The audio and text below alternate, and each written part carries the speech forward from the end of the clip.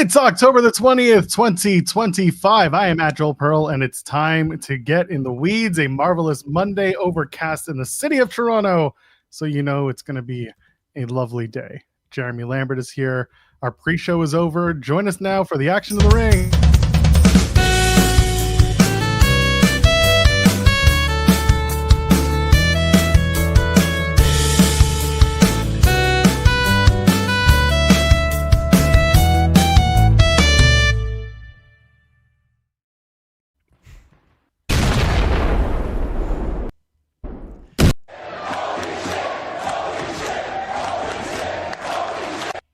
Anyway, I'm done.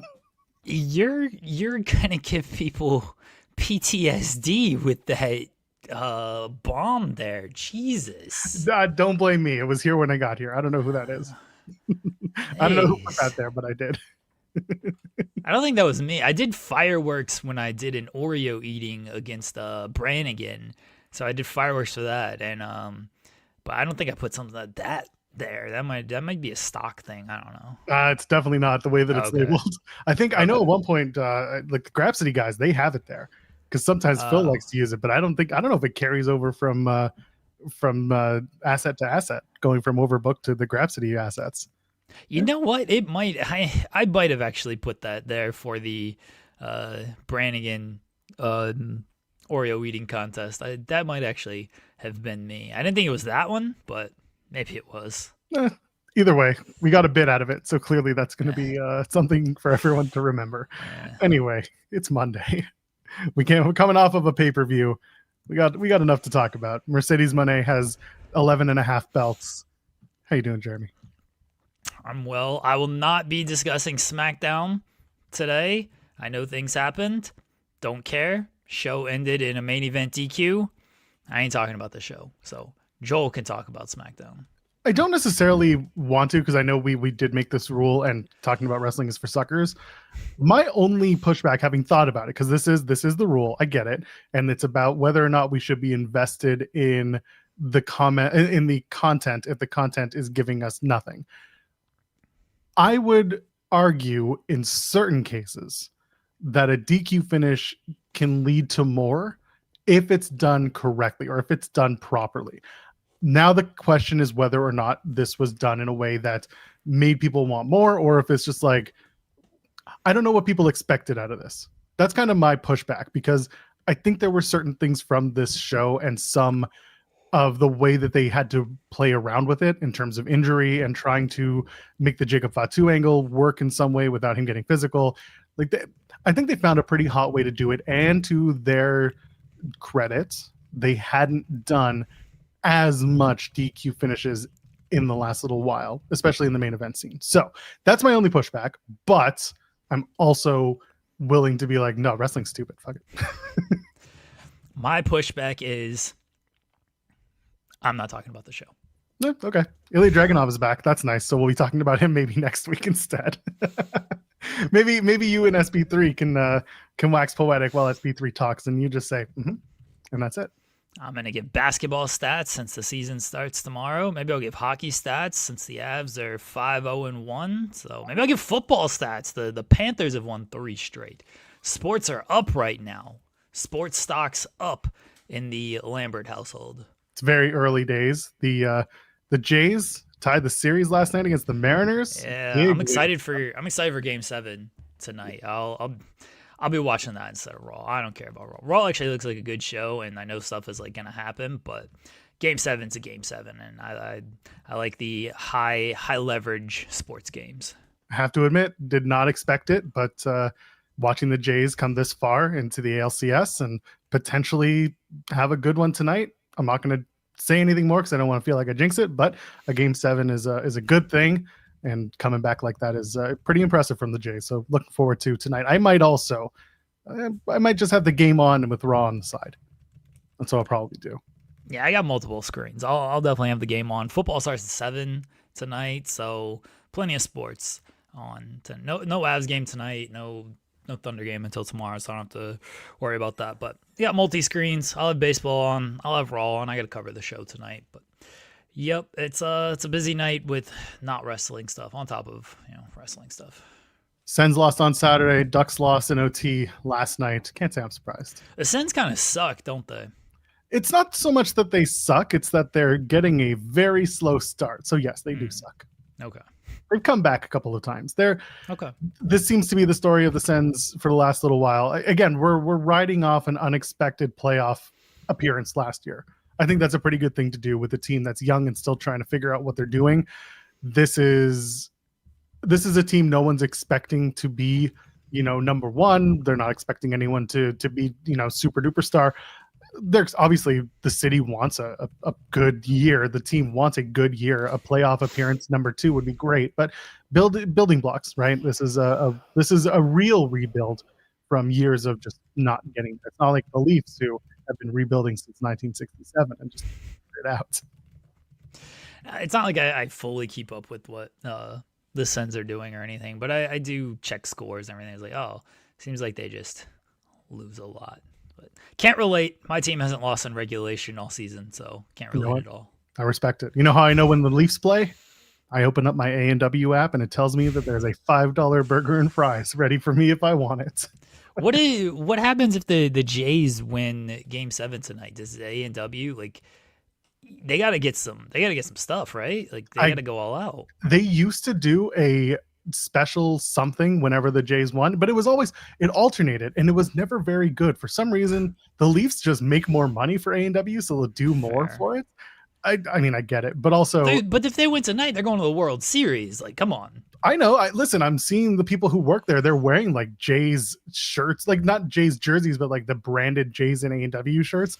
But they're not doing anything. I think they're just wearing old shirt, because you can do that if you're, at least when I used to work in retail, it was like, as long as the shirt is one from the company that we issued to you, you can wear it. That's what when I worked at Bell and Virgin Mobile, like that's what they said. So if they're allowing that, just like if it's an old Jays shirt that also has our logo on it and we issued it to you, you can wear it because go Jays. But I don't know how entrenched with the Jays they are this year, because I don't think they really have been all season long. They were last year, maybe the year before that. Shout out to Zach, who always gives us what like the national whatever day, like some day that I don't think actually exists, but he says today is National Chicken and Waffles Day. Shit, I gotta go out. Well, yeah, sure. I don't care about Canada. It doesn't apply to me because I can't get anything here. It's not national to me. I gotta go out and get some chicken and waffles. That's legitimately one of my favorite meals. So I have to run. I might be lunch today. Some chicken and waffles. Head up to a waffle place right up the street. Head up there. Give me some chicken and waffles. Yeah, I got nothing. So you like pancakes, Ryan? Is that what you're saying? We're gonna let's have that fight. People don't get hysterical on me, Jeremy. Don't get hysterical. But what you can do is leave a thumbs up on the video. That you can do with hysterics and fireworks and hysteria. It's a great album. Let's go ahead. Where are my fireworks? Where are they? I don't know. Come on. Why? There they are. Just had to smile a little bit.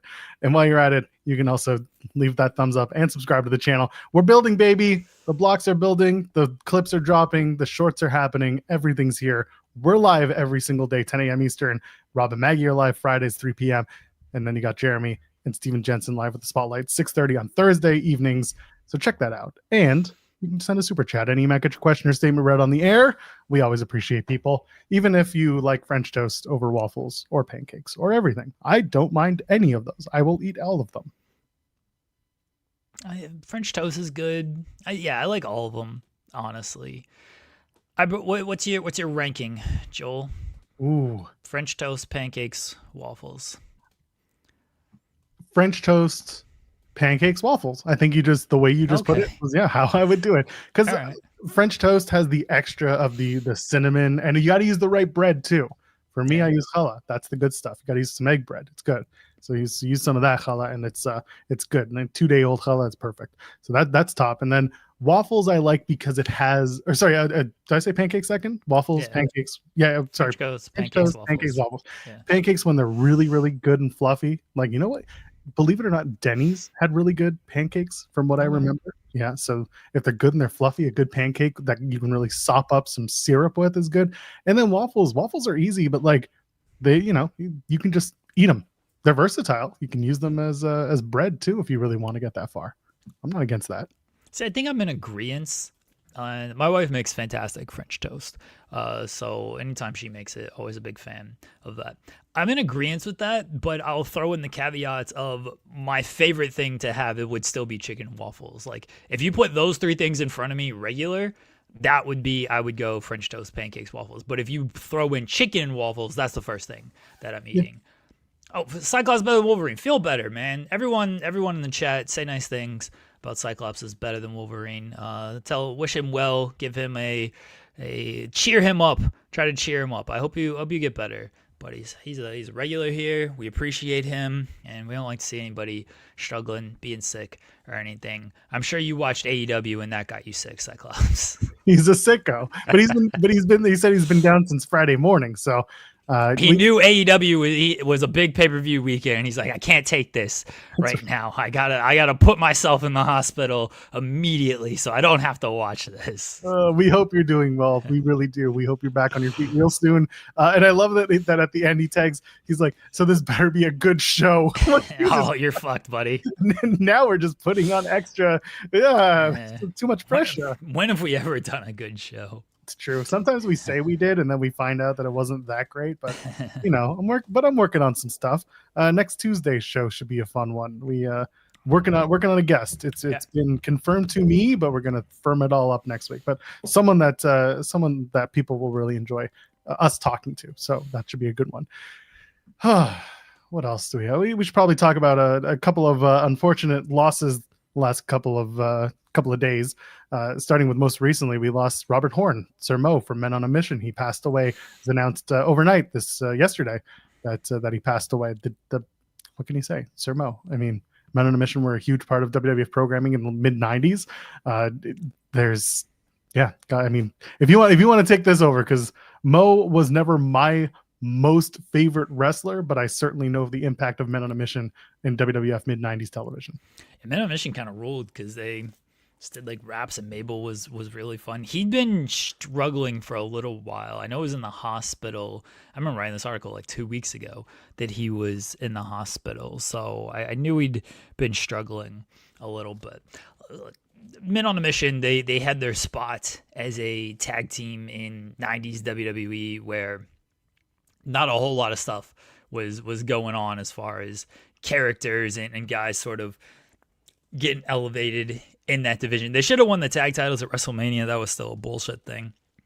That never happened because they won by like DQ and then they celebrated with the titles, but they had to like give them back. It was a bunch of nonsense that happened there.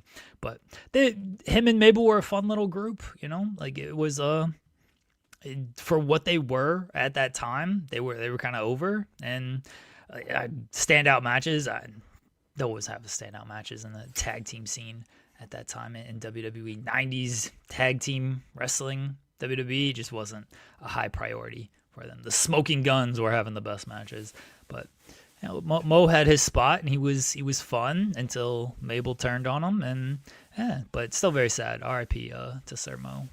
Sending our love to his family and to everyone who was affected by him, because he was a big man, had a big impact on professional wrestling. Sir Mo, King Mabel, tag team, like you said, till Mabel turned on him, and that was that. That was it for Mo. But Mo was also, he owned a wrestling promotion with his wife in Texas, apparently. So there is that. I don't know if they're still around. SOAR Championship Wrestling, SOAR. We'll see. Regardless, we send our best to the family of Robert Horn. Are you back? Yeah, I think so. Okay. For now. We'll see how long it lasts. The other side of it, unfortunately, on Saturday was announced that Sam Rivers, bass player of Limp Bizkit, passed away, age 48. This one really sucks for me. I mean, I'm not big. I am a fan of Limp Bizkit and their music. Also, as a bassist, I knew of the importance that Sam had in music. He was incredibly underrated, but at the time also underappreciated. He had grooves that were very different in a music scene that he was in, this new metal, rap rock, whatever they were, Limp Bizkit at the time. And he was bringing something different, not only in the tonality of his music, but also just the muddiness of the bass. No one was really playing like that at the time, other than maybe what's his face from Korn, the bassist from Korn, whose name I can never remember. Was it Fieldy? Regardless, losing Sam sucked. He had been sick. He got pulled off the road years ago. It had I believe a liver transplant, and unfortunately, this is the end of the road for Sam. He passed away over the weekend. Limp Bizkit are undergoing right now a career resurgence since 22 that you didn't really expect to see. Fred Durst coming back onto the scene and just doing the dad stuff right all the way up till now. They're still working, and this sucks for Limp Bizkit, and it sucks for that team. So wishing our best to Sam. He really was in a lot of ways a legend that I think as people start to listen more to Limp Bizkit and the musicality around their stuff, you'll see that Sam really was an integral part to what they did and how they sounded.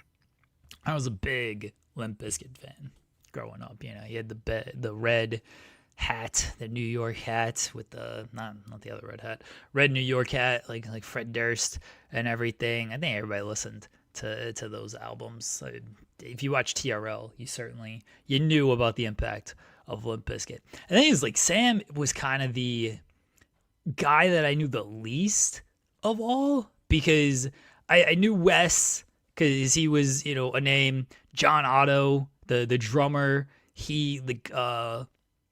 Fred gives him like a shout out in songs and everything.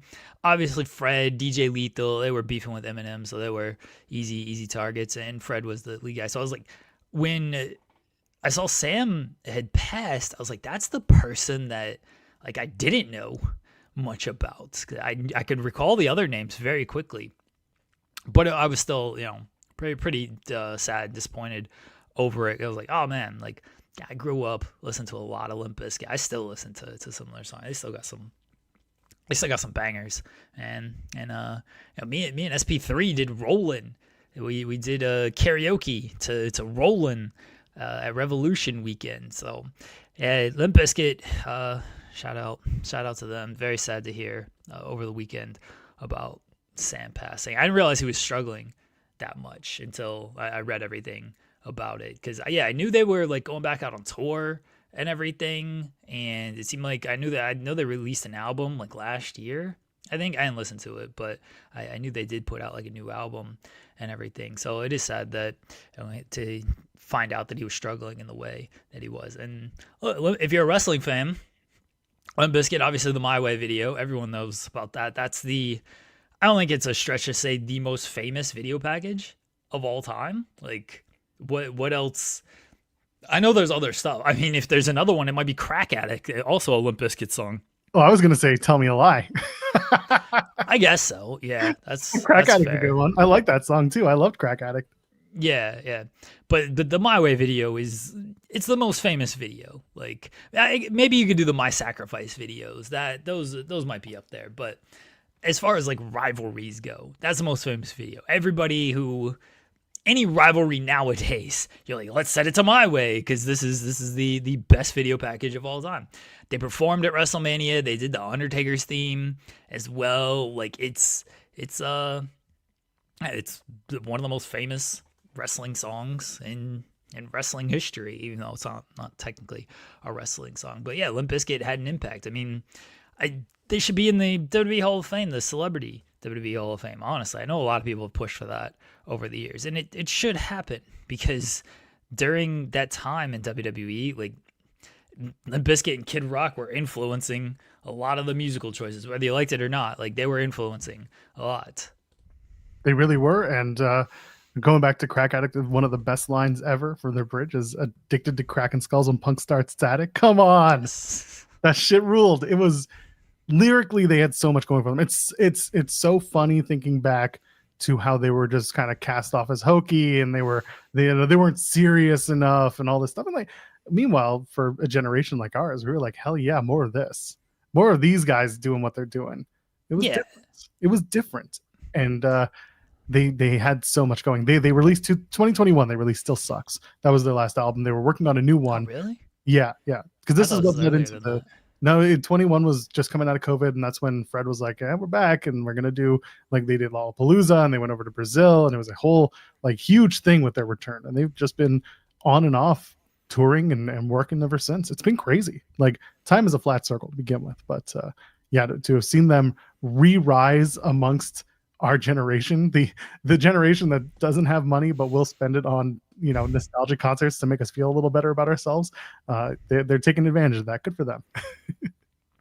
Yeah, 90s Charles Walker on the Jet, 90s new metal was a game changer, because if you grew up during that time, it was a lot of boy band stuff and pop star stuff. So anything that was kind of counter to that was like, okay, you like this stuff or you go complete opposite end and you like this stuff. So that's how, and Limp Bizkit, Korn, even Eminem to an extent, that's how like they just sort of rose up, because like, yeah, we don't want to hear these pop songs playing on our TRL every time. We want something different. So I remember when like Nookie got the #1 song on TRL. It was like this big deal. It's like, oh, Britney Spears has been dethroned and everything, and it's like, oh, can't believe it. It was a time in the 90s. And they became scapegoats too for the new metal culture because of what happened. Graves is mentioning at Woodstock '99. They became the scapegoats for what had happened, and there were some terrible things at Woodstock in '99 that happened. But at the same time, for those who have seen the documentary, the promoters and the people involved behind the scenes were more at fault than Limp Bizkit was. They were putting on their show, and yes, they could they have toned it down? Sure, they could have, and that's a whole other conversation that we can talk about later on as it pertains to wrestling and how you're supposed to, you know, be able to handle yourself in certain situations. But with Woodstock, they got wrongfully accused of being the reason that all this terrible stuff happened, and as a result, it kind of increased their popularity, but also increased the level of like just pushback against their existence. It was kind of like, oh, do you really want to exist in this space anymore? And I think at one point Fred was like, I'm done. And then of course the riff with Wes Borland at the time probably didn't help. So listen, it's good to see them back. It sucks to see them lose a integral member of their band. Go back and listen to a lot of their old stuff, and you will see again just how influential Sam was to the band and to the sound and everything that came with it. Sam Rivers, 48 years old. Sucks to see anybody so that young. Yeah, it was not a happy day for anyone when that was announced. Very unexpected. Yeah. So RIP to Sam. RIP to Mo. Where do we go from here? Or death, I guess. Well, that's the problem. They didn't get to it. There was no death, Jeremy. We were all led down a path of failure and a path of heightened expectations. You were here on Friday telling everyone, keep your expectations high. Expect everything expect murder, expect terrible, awful, bloody messes. But really, the answer was staring us in the face the entire time. The location of the pay-per-view. We should have known, Jeremy. We didn't listen. Yeah, the commission kind of ruined that one. But you knew you were going to run this show in Missouri. That's true. Maybe you shouldn't have done an I Quit match in there. Maybe you should have figured that out beforehand. We did mention waterboarding. We did mention drowning. We mentioned a lot of things. So they were bound to hit on something.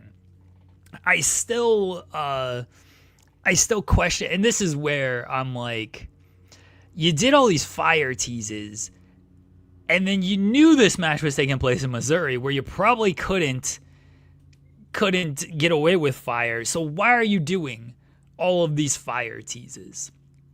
That was the disappointing thing for the match about me. And look, yeah, you want to blame the commission, fine, blame the commission. But they knew they were running this show at this venue, at this location, and they still made the decision to do flamethrowers and Molotov cocktails, giving you the impression of like, hey, you're probably going to get some fire in this. And then you got no fire. That was a miss on their part. I don't know if you got to do a pre-tape, whatever you got to do to like get around it. I don't know if you can get around it with a pre-tape in that manner. State lines. You show them that you're on the opposite Yeah. line side. Well, we're not in Missouri anymore. We could do it. But building up to fire here and giving no fire what was a miss. And again, they knew when they did all these teases where this show was taking place. So either don't tease it, find a way to do it, or tease something else. I mean, they should have done more water stuff leading up to this show. And that way, when they did the drowning, it would have been like, oh, they're finally paying off all the water teases that they've been doing. Darby should have just dumped water on Moxley. You know, instead of the blood that comes down from the ceiling, should just been a bunch of water coming down from the ceiling. But yeah, doing the fire teases, not being able to deliver on the fire. I was like, that's disappointing. That kind of sucks. Yeah, it's really interesting when we go back and we talk about where should this match be placed on the card. And I know we all talked about it between the three of us, SP3 included, where this match should be. Should it be last on the card? Should it be the world title match? And coming out of the gate, I said it should be this match. It should be the I Quit match. I felt a little vindicated when it was announced as the main event, but also at the same time, you know, SP3 and I were kind of coming to the agreement as well that the world title match, because not only is it the world title match, but because you know what to expect from Hangman when he's given the opportunity, you get a great match out of him. You add in Samosa Joe, and you know you're going to get an even better match. So for us, it was like either one would have been fine. I think the I Quit match being the finish was ultimately the right call. However, I think it would have been the right call in another state because you couldn't give what was teased, like you were saying. You couldn't give up the fire, the Molotov cocktail tease. You couldn't do it. Like they could do the taser, but you can't really do the taser. You should have tased his testicles. I don't know why they didn't tase his balls. But anyway, the point is, Marina just gave him the low blow, and then he tased him in the tummy. They should have kept going. I was like, what are you stopping for? Just keep tasing him. Not only that, but like you got a taser and you're going to use him in the stomach, man. You better be ready to void your bowels because that's all it's going to do. So it was, again, they were at the mercy of their location, which again, the pushback to that is if you knew, what did you expect to be able to get away with? I am curious about like what were the pitches and what was accepted and what was turned down and what was ultimately agreed upon. Was that enough? So they did the aquarium, they did the drowning, and maybe that was as good as they could get. And I thought that it was different. I think ultimately I liked the match. In a bubble, I liked the story that they were telling. Darby continues to have zero friends. Nobody sticks up for Darby except for the one guy that he worked with. And I thought that was sweet, and we'll get to Sting in a minute. But again, the story of the Death Riders being a cohesive unit, but when the leader is left alone, the leader falls, and that's Moxley. And if the giant story here becomes that they all look at Moxley and say, God, you're a failure. You never took home the title. You lost it all in when it meant the most. You lost when we all got taken out by a baseball bat. Like you are the worst. We shouldn't trust you. You're a cult rider at best. So they're maybe call them the coat riders. But anyway, the point is you could do something now moving forward where the tone is set. Moxley gets ousted. Honestly, I'd probably replace him with Pac. Instead, there's a good use of this match. And I see SP3 saying he thought it was fantastic. And I don't think anyone's saying that it wasn't a good match. I think the overall thesis here is imagine what could have been done had they done it outside of where an athletic commission tells them they can't. And that's the largest pushback. Most people have. Actual murder. Fire. Like if you're going to tease all this stuff, I think that's what it comes down to. However, from a standpoint of the match and the way it played out and using psychological warfare to an I Quit match, I thought that went a long way. The skewers underneath your fingernails, that stuff, that's terrible. That stuff is worse than any shooting you can think of because that is a logical thing that could happen to you that would hurt like hell.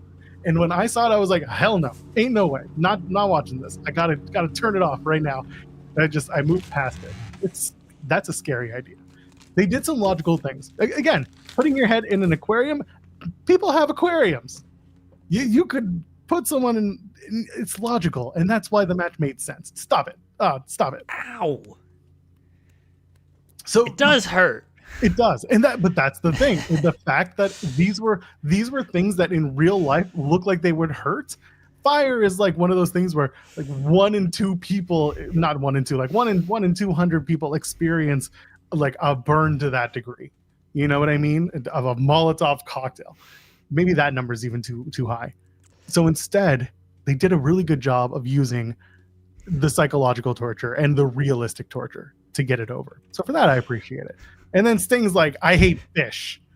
And so I'm going to show up and I'm going to break down this aquarium because, you know, fuck fish. Chat does not like what you just did.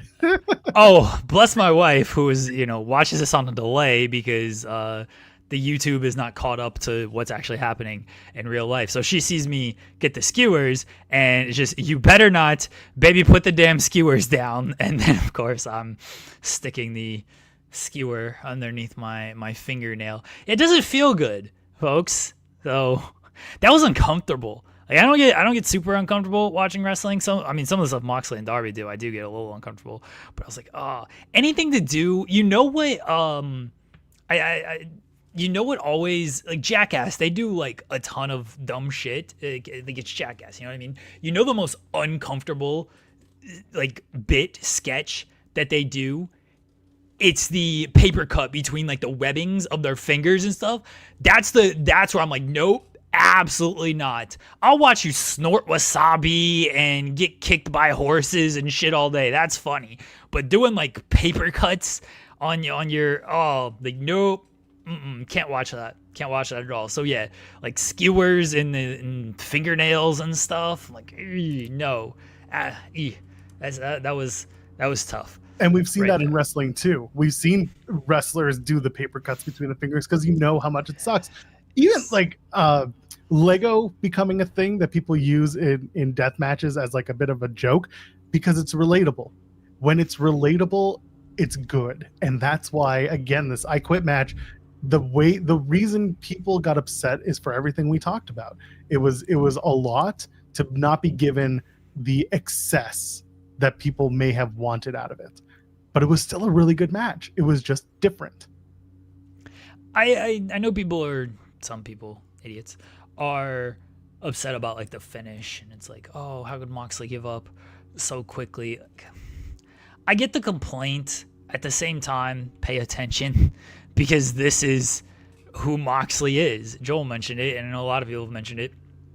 When the going gets tough for him, this particular character of Jon Moxley, we're not talking about Jon Moxley when he first came into the company and he would crawl through broken glass to fight out of holds and everything. We're talking about this character of Jon Moxley. When someone punches him in the face and he doesn't have his friends around, he gives up. He did it against Hangman. We all watched the Hangman match. He quickly tapped out when he got choked. Here, Scorpion Deathlock taps out. He says, I quit immediately. Now, should he maybe have fought back a little bit more? Because I saw this man continue to wrestle with a spike, a bed of spikes hanging out of his back. And I was like, he didn't give up there. So could he have maybe fought that a little bit more, at least taken a little bit more? I know he got hit with a bat. I know he got hit with the death drop and everything. Like he took some damage there.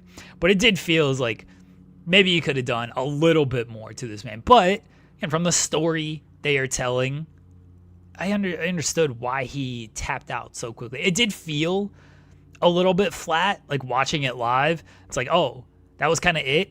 Again, because for once in my life when it came to wrestling, I set expectations high. And so a regular Scorpion Deathlock did not live up. And this is a me problem, I can fully admit. It did not live up to my high expectation of, hey, let's actually kill this guy. The Scorpion Deathlock isn't going to, I mean, it hurts. Like we've all been put in a Scorpion Deathlock when we're kids or have it done to somebody. It definitely hurts. But it's not something that's like, yeah, that's the end of the match there. I still think they should have ran him up the flagpole and hung him in that way. That should have been the finish. But I get it. I enjoyed the match overall. It does suck that there were the limitations of Missouri to where they couldn't do certain things that they should have been able to do. And you mentioned it, Brian's mentioned it. At some point, the Death Riders are going to look at this guy and be like, what are you? What are you to us right now? Because if you ain't the champion and we helped you hold that title the entire time anyway, you ain't living up to your word around here. What have you really changed around here? And some people have stepped up, got elevated and everything. And by stepped up, I mean somebody like Darby who stepped up to the Death Riders, like Hangman who stepped up to the Death Riders. It's like you haven't lived up to what you've been saying. You said you weren't going to quit. You said you were going to eradicate the future of wrestling here. A Scorpion Deathlock? That's what you gave up to? At some point, these turns are going to happen. And you know why they need to happen? Because I put this out there after the Ops turned. You got the Ops, you got the Death Riders, you got the Don Callis family. That's 3 heavy heel stables, and you don't need that many heavy heel stables. Like there's not quite a hierarchy there as far as this group. Like I'll use WWE for an example. You knew the Bloodline was the top heel stable, and you knew Judgment Day was underneath that. With these 3, it's like, well, Moxley's kind of in the title picture. Moxley's always at the top of the card, so that feels like the top group. Right now, Samoa Joe just challenged for the title, and they're going after the title, so that feels like a top group. And then the Don Callis family has 82 members, so anybody can feel like they're elevated with things. Okada's got titles. Fletcher's got a title. Takeshi's got a title, the main title from another company, but he's always there. It's like all 3 of these groups feel like they can be the top group, which isn't necessarily an issue, but it is an issue when you have 3 dominant heel groups and they kind of all do the same thing as far as attacking babyfaces, getting the heat on the babyfaces. It's like, do we really need 3 top groups like this? Especially when the babyface side, you've got good babyfaces, but you don't really have people like a group to stand up to them. Sorry, conglomeration. You guys, I like the conglomeration, but they're just a bunch of dudes. But they're doing Friends now. They're doing the Friends. It's very funny. I like it. They're gonna clearly that means they're going on a main event run, right? I like it, but yeah, it's not there. You know who like needs to get in this picture is Eddie Kingston. He needs to step into the Death Rider stuff and be like. I thought you meant Eddie Kingston to join the conglomeration. No. That's what I want to see. I mean, that'd be very funny. It'd be very funny to watch him be like, no. Why are you guys all happy all the time? What is this garbage? But Eddie Kingston needs to get into this Death Rider picture here and start knocking some heads around out there. Yeah, he could use a few more people. I don't even need Eddie Kingston needing people. They had Hook. That's fine. But they could go after the Ops. Hook's still kind of got beef with the Ops. It's not like that was really settled. He got jumped out or just dismissed, and then they never did anything with it. They didn't do a match. We didn't get Hook and Joe. We didn't get Hook and Hobbs. We didn't get anything out of it. Now's the time to probably get a match out of there, because now the Ops are fully heel. So now you should probably do a match with Hook and the rest of the Ops, and Eddie and some of the Ops. You also got Eddie and the Death Rider stuff. So there's a potential there when it comes to the Ops and Eddie and the Death Riders. But yeah, 3 heavy heel groups. It's like, all right, do we need these 3 heel groups? And if we do, we need to establish sort of a hierarchy, and we need them to do just stuff that's a little bit different from each other. Yeah, because I'm thinking about it as you're talking, and I'm like, wait, what are we talking about now? Because we went from this main event to the Ops and Eddie Kingston. So basically, like, everyone's ingrained, but nobody's intertwined, if you know what I mean. Because we have the Ops story with Hangman now. But meanwhile, you also have what's going on with the Hurt Business. And then you've also got Eddie and Hook, and they need a third to take on the guys that, jumped Hook out of their group. It's this weird, everyone's involved, but nobody's together. You know what I'm saying? The television has been a little disjointed as far as connectivity stories go. And look, the pay-per-views are great. The in-ring is great, but there's a lot of the sameness when it comes to the television. It's like, oh, here's another post-match beatdown that we're going to do here. And with the heel groups, with everything, a lot of it feels a little bit of the same. And I hope, I just mentioned very minor stuff when it comes to the Hook and the Ops, when it comes to potentially Eddie. Like, Eddie should be, why isn't he going immediately after the Death Riders? Gabe Kidd was the one who took him out. He should be kind of going after them. He should be going after the Elite because they attacked him afterwards. That's what they were building. It's like, oh, Big Bill issued the challenge, so now I'm just going to fight Big Bill. It's like, all right, that's kind of your comeback. But now it's just like, I'm going to team with Hook. And they're facing LFI. That's the next thing that's going on there. It's like, I understand Eddie needed to get the rust off. I get it. But at the same time, there's story to be immediately told when it comes to Eddie. You can still do these matches as you build along the way, but to basically ignore what happened when he got injured in service of getting the rust off, that's my complaint. You want to do a Big Bill match? You want to do just random matches against people so we get so fine. Don't ignore the story that was being told before he got hurt and the story that was there when he got hurt. Same thing with Hook. Don't ignore the story that was told when he got written off and when he returned for one show and then when he returned in full time. They've completely ignored / dropped it right now.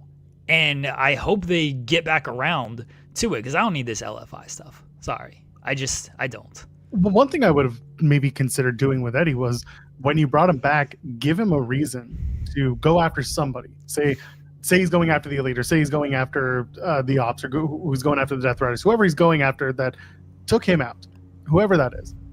You have him continue to talk shit about them, but meanwhile, if he's going to be teaming with Hook, he's got to rise the ranks. He's got to rise to the ranks. So maybe it is a squash match, every week, or Collision, or once in a couple of weeks. But meanwhile, the MO remains. Every time they beat that team, he gets on the mic and he says, Death Riders, I'm coming after you. And we continue to build towards that.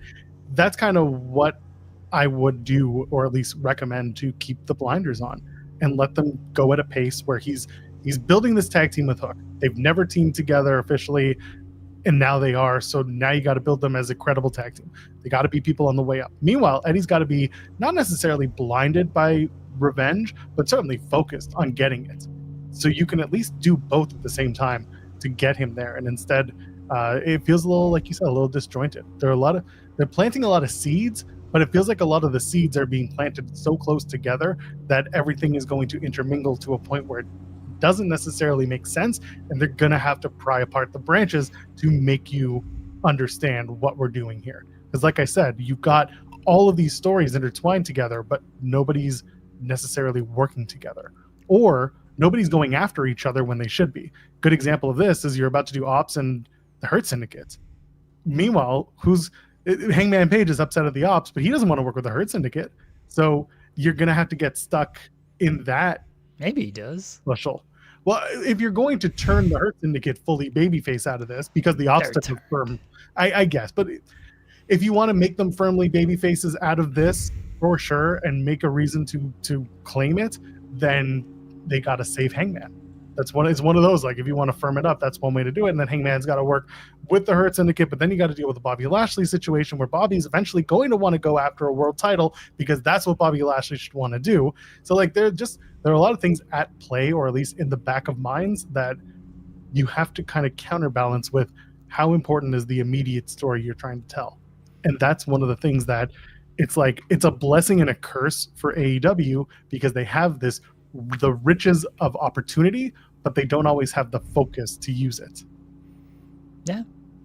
I mean, I think the Hurt Syndicate are more or less turned, but you're right in that they're going to face the Ops on Wednesday. I don't think they're going to work with Hangman, but Hangman's got money. I assume he's champion, should have money. No, he spends it all on plants and seeds. He's got his own gardens of plants. Yeah. Maybe he wants to get in business with the Hurt Syndicate.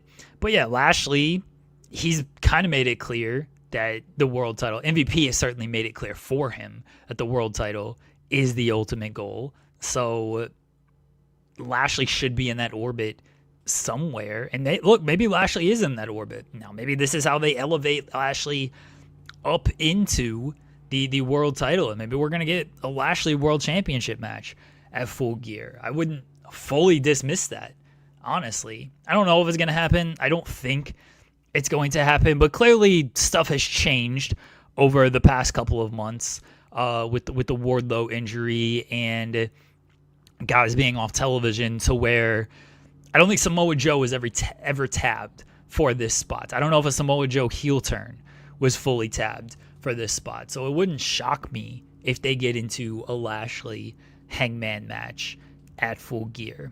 I don't know if it's going to happen. I'm just going to throw it out there. They have possibilities laid out. They obviously have the talent there. And they have stuff in motion and stuff set. It's just a matter of actually capitalizing and following through on some of these things. You know, SB3 mentioning Eddie was dropped the ball in the returns of Eddie Kingston and Orange Cassidy. Yeah, we've talked about Eddie. Orange Cassidy, yeah, that's a guy that he should always be near the top of the card as a babyface to me, because they've done so well with him throughout the years. This conglomeration stuff it's fine, but it is for me in a certain sense. Like, I actually like they're leaning into the hokiness stuff. It isn't like take these guys serious top babyface kind of stuff. And that's where you've pigeonholed them into. It's like, hey, here's a fun little group. And like when you got Mark Briscoe and Orange Cassidy, I kind of want more than just, hey, here's a silly, campy little group. Let's let's have some laughs with them. Like, nah, I kind of want them like doing cool shit and being higher up on the card. And they're just, when they're in the conglomeration, I don't see that with them. Orange Cassidy is such a funny case because he's perennially over. He will forever be over with the crowd. He was the guy that you can open a show with and you know you were going to get not only a great match, but you were also going to get a great reaction. I don't know necessarily if they dropped the ball. They dropped the ball. I understand the frustration, but I'm curious as to what I mentioned SB3 because he's the one who made the comment. What could you have done with Orange Cassidy immediately? And I guess I'll ask you the question as well. I understand not the conglomeration, but he was brought in effectively to be in that trios tag and put over Mark Briscoe at the same time. Oh, and he disappeared. Blending in. Now he disappeared here. So this is always the problem with Orange Cassidy, is that he's always too goofy, but then the pushback is always no, but then he turns it on and he's a great wrestler and he ends up getting something big out of this. So again, my only pushback is that when he was brought back, it was done in service of the Mark Briscoe story, which at the time he was going after the TNT title. And now my question is, what happens since Kyle Fletcher retained, Mark Briscoe lost? Does OC go after the TNT title? Does he go after Kyle Fletcher? Or what's next for Orange Cassidy at this point? Seriously? It's Monday. What is this? You go ahead and talk. No, don't mute yourself. Let's hear what the announcement is. Kindly disregard any alarm for a short period of time. I repeat, we are testing fire alarm system. Kindly disregard any alarm for a short period of time. Thank you. Did you hear that? Yeah, they're testing fire alarm system for a short period of time. Yeah, I repeat, disregard. they're testing fire alarm system for a short period of time. It's Monday. They don't do this on Mondays. Well, they do now, apparently. That's why I'm happy when we do the show on a Tuesday or Thursday and I'm not here to deal with the fire alarm stuff. It feels like they test the fire alarm all the time in this place. It's crazy. Meanwhile, like, this isn't like a building that's been ravaged by fire. It's just whatever. It's crazy. I'm not part of the condo board, so it's not like I can do anything, but I'm like, what is this every time? Oh, God.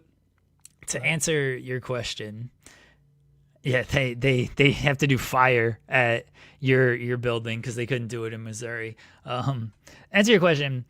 I think they got a little screwed with the hologram injury because I don't think they wanted to do Orange Cassidy and Kyle Fletcher that quickly. Because that's where I would have gone. I would have done an actual feud with Orange Cassidy and Kyle Fletcher. Now you've kind of already done the match. You can get back to it. I still think you can do something out of that.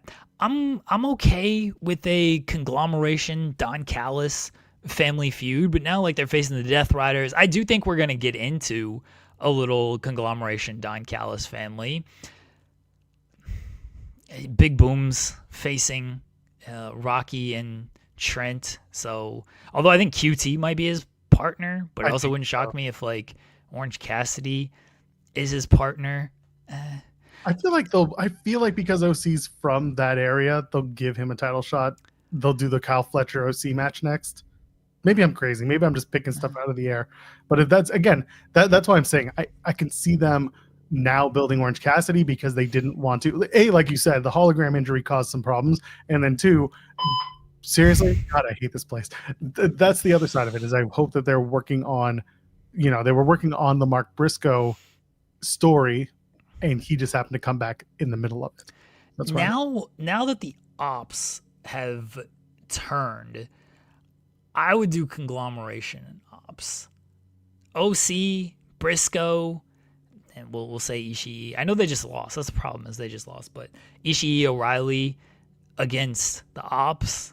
Like, I like that.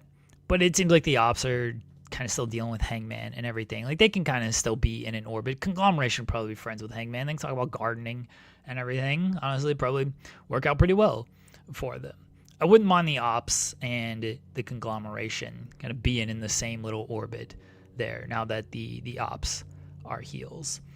And with Orange Cassidy's return and coming back, look, if you want my true opinion, I would have had him come out and I would have had him win the world title because I like Orange Cassidy that much. But I understand they probably weren't going to do that. It does still feel like they dropped the ball with the Orange Cassidy return because he's guy on the pre-show and he's one of the top baby faces in the company. He's always been presented as a top baby face and he gets some of the biggest reactions. And they got him on the pre-show and feuding with maybe the Don Callis family and maybe the Death Riders. Collins, I appreciate you. I think you're wonderful. You have never been so wrong in your entire life.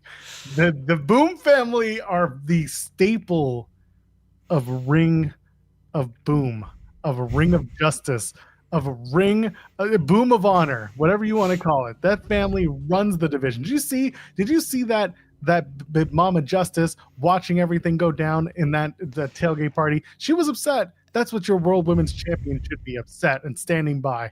The Big Boom family, the Justice family, they're going to go places. Don't you dare rip on my Ring of Honor World Champion Rizzler ever again. That kid is scarred. That kid's a little bitch, Big Justice, honestly. He should have jumped in there. Yeah, I know. He could have grabbed a bottle from the bar and just... Yeah, he should have jumped in there, man, and start swinging. He's not afraid to throw spears in the ring. Get into your first bar fight, kid. You'll be all right. Look where they're from. He's been in a bar fight. They're from New York. They may live in Florida, but even that pushes the boundary further. They've been in a bar fight. It's fine. He should have threw some hands in that bar fight. Maybe he gets beat up. Maybe he gets his ass kicked. That's fine. Sometimes you gotta take those lumps a little bit, but he should have gotten in there. Take your shoe off, start smacking people. I don't care how you get in there, kid, but you gotta stand up for your dad there. Darby Allin teaching them that which doesn't kill you will only make you stronger. Can we? Like, there was some stuff that I wish they would have been able to do and everything, but Claudio launching this man. It's what he does. He did 300 as well. I know, but this looked far worse. The way he bounced and then hit the chair, I was like, fuck. That just looked like it sucked. so much. And then he got hit with the Death Rider through the tables and everything. That looked like it sucked. I was like, oh my gosh, this. Bless Darby Allin for putting himself through this, because all of that looked like it absolutely sucked. The drowning spot I did not care about. I'm like, there's some piranhas in there. I thought that's what they were going to do. I was like, hell yeah, we getting some piranhas? We can eat his face? Darby has drowned himself before. He went on a radio show and stuck his head in a bowl of water for 3 minutes. He's fine getting his head held underwater for 7 seconds. Like, that's how Darby wakes up every morning. He's like that fucking dude who is like, 3 a.m., I jump into the pool, and then 3:01 a.m., I'm swimming underwater and everything. He's that dude. Darby's up and just dunking his head into water every morning. That 7 seconds underwater, that ain't nothing for him. I didn't care about the drying. I thought it was like cool. I thought it was like something different. It's like, we haven't really seen this before. But it didn't offend me or whatever. In fact, I might attempt to drown myself on this show. No. You can try this at home. You can be just like me. Oh, don't do that. What are you doing? No, you have enough children to know better, Jeremy. I'm cancerous. So when I diss, you wouldn't want to answer this. Respond back with a battle rap. You're for cannabis. I'm singing the lyrics to Eminem's Role Model, everybody. Jesus. Oh, God. Learn how to parent. That's all you need to do. Not you specifically. In general, call her. You're fine. We're not going to get into it. Really, here are the two things we're going to say. Don't pick sides in a fight that you're not in. And if you are a parent, you should know what your kid should or shouldn't be watching at any given time and monitor your children on the internet. Look at us. We solved the problem. Anyway, what else happened on this card? So the Ops turned. Officially. Mimosa Joe did not win the world title. Hangman Page retains. Solid match. Good fun match. Thought it was good to use the 3 buckshot lariats to get to the finish. And I thought what was really funny was, remember a couple weeks ago at home when we did the homecoming talk, and I was like, Samosa Joe just basically told you how the match is going to go. He spoiled the match for you. Jeremy, he spoiled the match for us, because that was exactly how the match went. And Hangman's little addendum was his pushback being like, but then we're going to do this. And they did this. And that was the finish. I thought the match was really good stuff. Again, you put Hangman in the position, he delivers. You give Mimosa Joe the opportunity to work, and he works.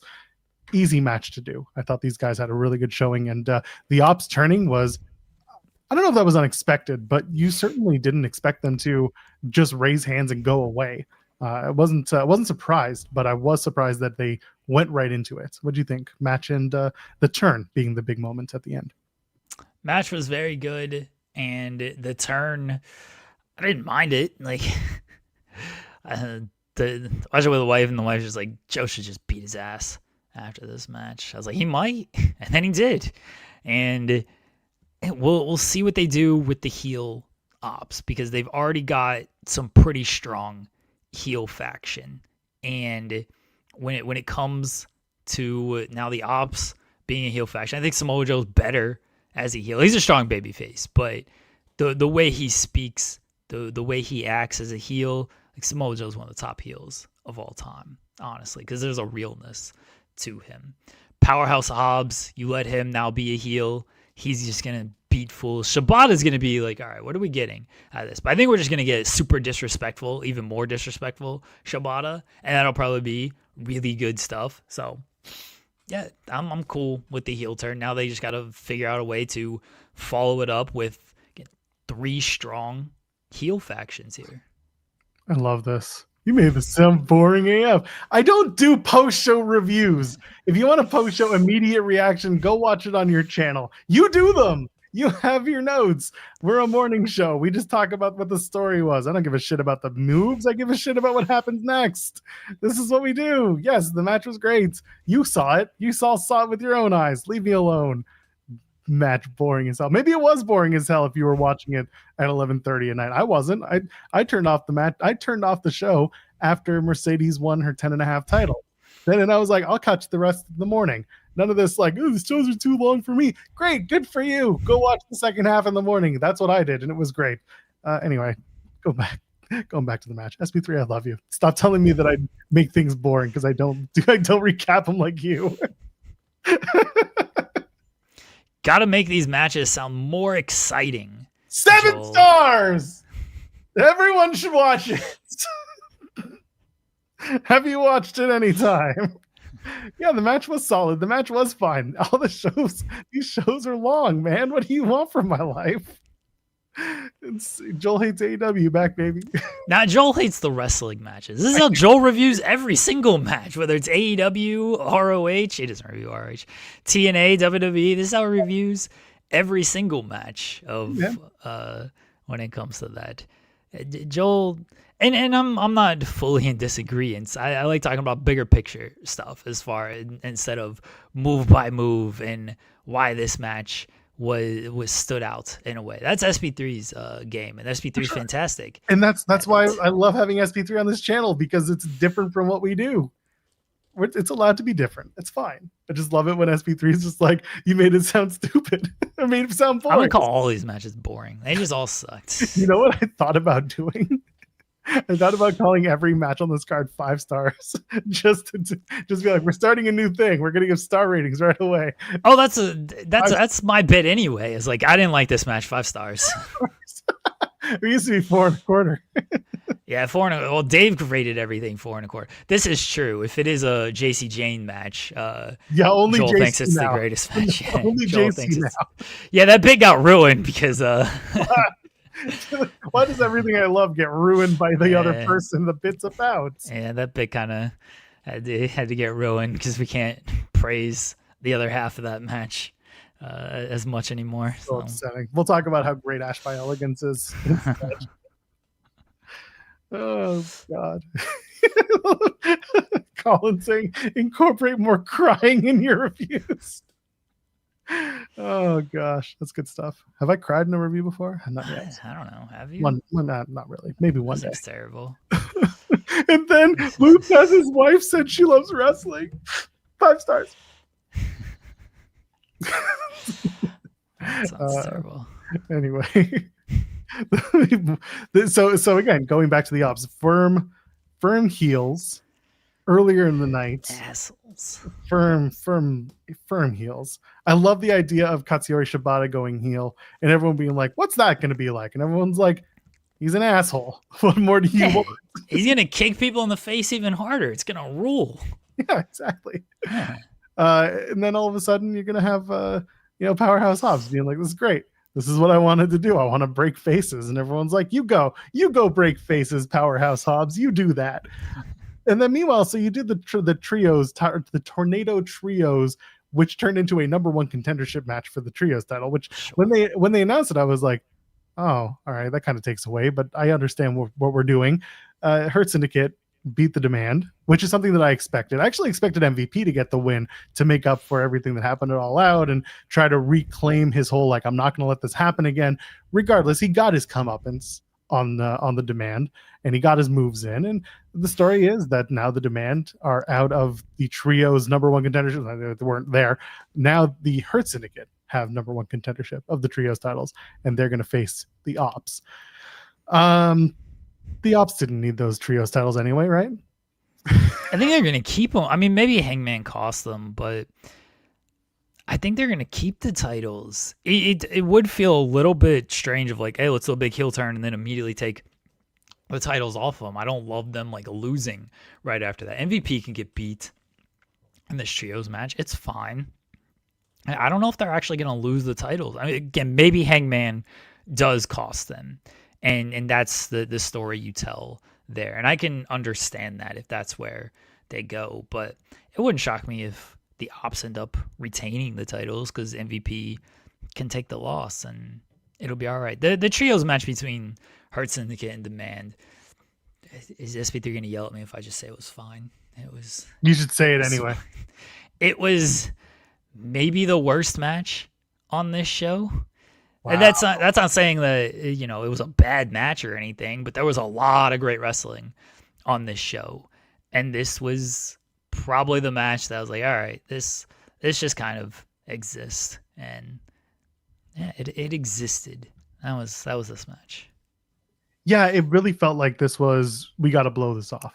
And that's fine. Again, on on a show where the wrestling was going to be excellent wrestling, and that's the one thing about most of the AEW pay-per-views, it's like we know what we're going to get from a work rate standpoint. We know that we're going to get fantastic matches, and one of the big strengths from this particular show was that they didn't do a lot of repetitive movement. In other words, like they couldn't do the bleeding, they couldn't do too many hardcore matches, but the idea was we're not overdoing it on certain matches in terms of move set or expectation. It was just everything was presented differently is what I'm getting at, and as a result this ended up being a good style work rate show. All right, I'm gonna disagree a little bit on that. I think some stuff they just went too far and they could have pulled back on.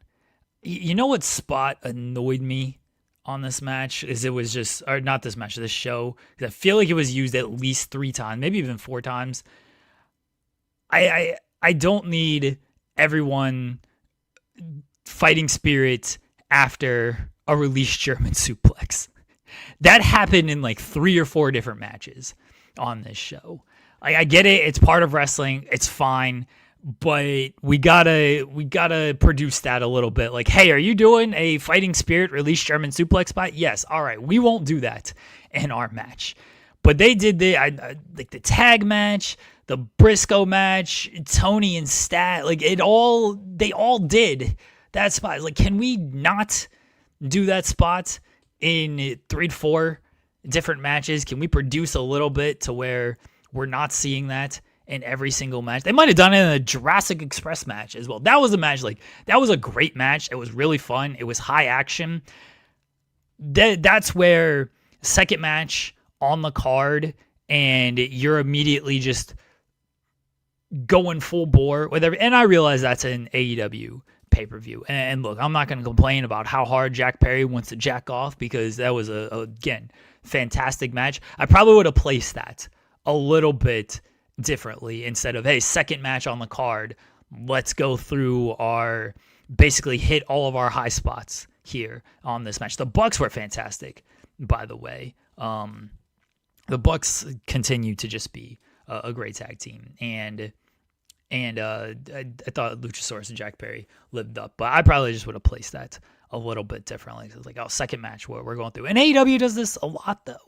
I still remember complaining about, why is Kyle Fletcher using a top rope brainbuster to beat, I don't know who it was, in like a pre-show match. Like, do we really need this spot? Like kickouts from finishers in pre-show matches, and then you got to go through all of this in a pre-show match? Like, tone it down a little bit, and when it comes to the placement of the matches and the cards, to let's not burn everything in the first couple of matches. Let's gradually, Serpentico. Thank you, Henry. Like, do we need this? No offense to Serpentico, love him, but do we really need all of this immediately off of the card? Sometimes you can just win a match, and you don't need, let's kick out of everything in the first match or two or a pre-show match. Oh, I'm sorry. Was there a pre-show? Is that why FTR and Jet Speed were in the ring already? Why are people complaining? This is the dumbest fucking complaint I've ever seen. It is. In my life. They don't know how to time a show. They didn't want us to see the finish. It's like, maybe that's the point. It's just like when you watched Sunday Night Heat in '99 and a brawl would break out. And like, it's the same thing. It was silly. I think the people who were saying it were people who just wanted to shit on AEW for anything. Here's why this complaint is so stupid. It's not even, they don't know how to time a show. Clearly, it was by design, right? Like, you can't be that obtuse to think like, they went over. I can't believe this. No, it was by design. Here's why this complaint is so fucking stupid. What are you actually complaining about? You paid $50, whatever it is, for this show, and you basically got a extra half of a match because of that, and you got an extra 30 minutes on the show because everyone thought it was going to end at midnight, and instead it ended at 12. Unless you were watching on Amazon, then you got fucked.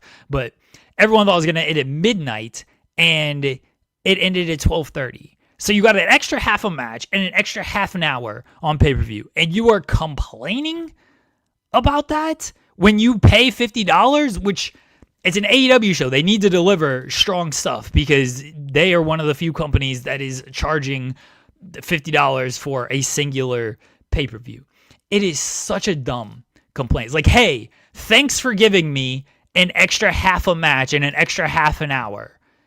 I'm really mad about that. It is so stupid. I do not get this. And I understand people are just complaining for the sake of complaining. I think this was a direct shot at me personally, because I think everything's just a direct shot at me. It's a direct shot at me personally, because I've been complaining about Dynamite and their slow ass starts. Let's run down the card for everybody. Here's an in-ring segment. Here's a backstage segment. Like, can we just get to the action? And Tony's like, fuck you, Jeremy. You know what we're going to do on this pay-per-view? Immediate action. So immediate that it's the middle of the match. It's not even going to be bell ringing. It's going to be middle of the match is how we are starting this. I'm like, you know what, Tony? I respect it. Tip of the cap to you, Tony Khan. Thank you for listening to me for once. I thought this was great. I had no issue with this. And you could tell they were setting it up because FTR and Jet Speed weren't in the ring until there were 8 minutes left. This match ain't going 8 minutes. They ain't doing AEW Speed tag team match here. Like, they're going to just run it into the pay-per-view. All right, cool. You know what's really funny? I'm waiting for the WCW old heads who complain about AEW to start the, why do they do it this way? Da, da, da, da. It'd be like, remember when you lived through 3-hour Nitros and in the middle of Cruiserweight match number 20, the hour 3 pyro would go off in the middle of the match? It's the same thing. Tony Khan loves the history of wrestling, especially those little stupid things like WCW Nitro 1998, where the pyro goes off in the middle of the 3rd hour. This was normal. This is what happens. And it was silly, but like, I don't know why, but people just like to get their guard up about anything that they don't like. Even in the moment, I was like, well, that was unexpected. What was that about? But I wasn't like, this sucks so bad. I'm like, all right, well, this match is going to continue. I wonder why. And then I was like, oh, okay, this was the plan. Okay, cool. I like these teams. It's so stupid. And then people trying to do like the comparisons of, if you walked into a movie and the movie started a half hour late. Like, no, what do you mean the movie started a half hour? You did not miss anything that you were paying for. You got extra. It'd be like if you walked into Star Wars Episode 2 and you got the last 30 minutes of Episode 1 before Episode 2 started. That's the comparison to make here. You didn't miss anything from Episode 2. You got to see Episode 1, the last half hour, for free. Kind of, sort of. You had to pay for the pay-per-view overall. But you still got it extra. You were not paying for Star Wars Episode 1. That's the real comparison to make here. If you think it's, the movie started, no. Quit being stupid, idiots. I do kind of want to see WWE try this. I think it'd be I wish WWE would start their damn shows with some action like this. Here's CM Punk arriving. Here's Cody Rhodes arriving. I don't give a fuck. Good. The wrestlers showed up to the wrestling show. Fantastic. Glad they're there. Showed up to do their jobs that they're contracted for. But this is the thing. This is what's funny is that everyone's like, we need competition. We need it to be different. We need it to look different. And then they give you something different. It's like, no, not like that. It's like, well, what do you expect? The only thing that I miss from this pay-per-view that is completely and utterly out of my hands was the fact that it started at 8:00 and not at 3. Yes, sure, I would have loved it more if it was an afternoon show and they would have done 4.5 hours and that's it. The fact that the show ran at its usual time that it would normally be running in, we got spoiled for the last 3 months, for the last 3 shows. We did. And as a result, the show started at 8:00. Main card started at 8:00 Eastern, and it went late. And I understand those of you who watch us who are in the UK or abroad, like it started later or you woke up earlier. I get it. I do. That's the general consensus is started late, show was long. And that's why I tell people we live in a streaming world. It's up to you to either watch the whole thing and know that it's going to be long because it will, or turn it off in the middle, go to bed, wake up in the morning, do not check your socials, do not open up your phone unless you're going right to the app that you're watching the show on and watch till the end. Like, do whatever you want. The afternoon shows to me were so much better because it was an afternoon show. I could get through it really quickly. So it's fine. I like Grace is saying, start the show at 7. That's the compromise. Yes. Too. Start the show at 7, but That's why we don't really. That's why we only say at this point, like, yeah, it is what it is, and that's the way it's going to be. But if we had our way, it would either be an afternoon show or you'd start it at 7 on a Saturday, because that's just easier to handle in terms of a long show. Okay, but we know what this is. 98% of us are not in the field of covering the entire show. So I don't understand why people feel the need to complain about the length of the show when all you did was buy it and you get to watch it in perpetuity.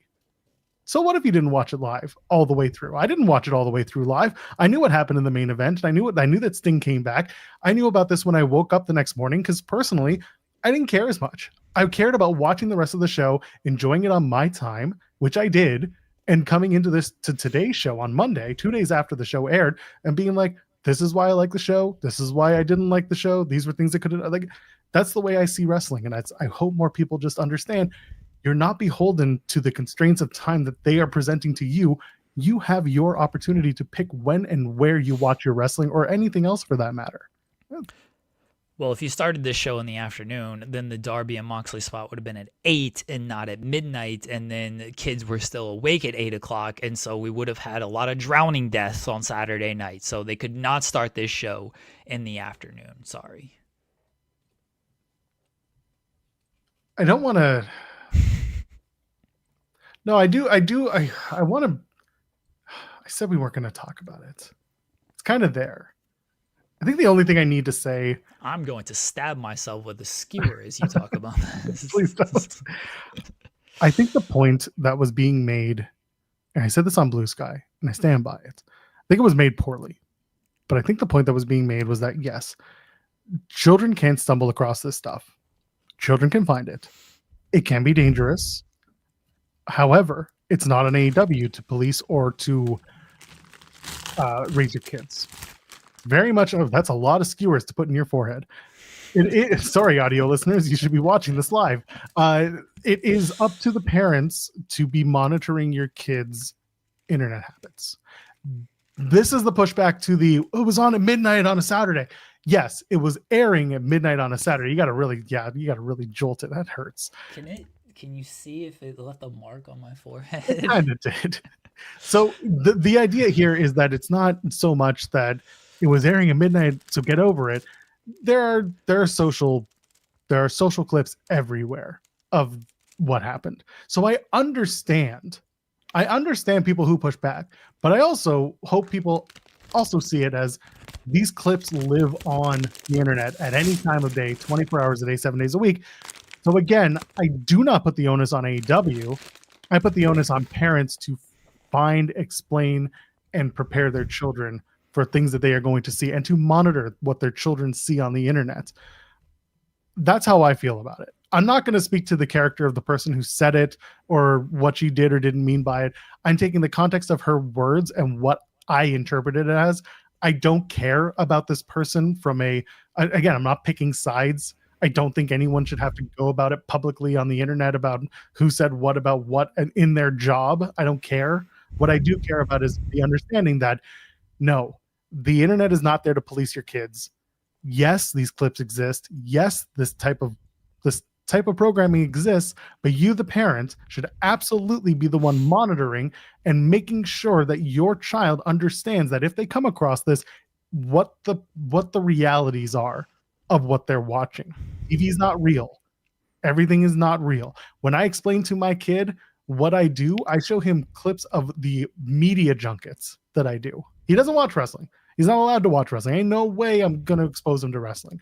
But I explained to him, when Chris won the women's world title last month, I explained to him by showing him photos from the media post scrum, how she lost all of her friends and she was lonely and she couldn't find her way, and now she really wanted this big shiny belt because it made her feel like she was going to be the best of all the people around, and now her friends want to come back and be her friend again, and and I had to do this explaining it to her explaining to my child as a 3-year-old, and eventually he's just like, can I meet her friends? And I'm like, well, that's the takeaway, good enough for me.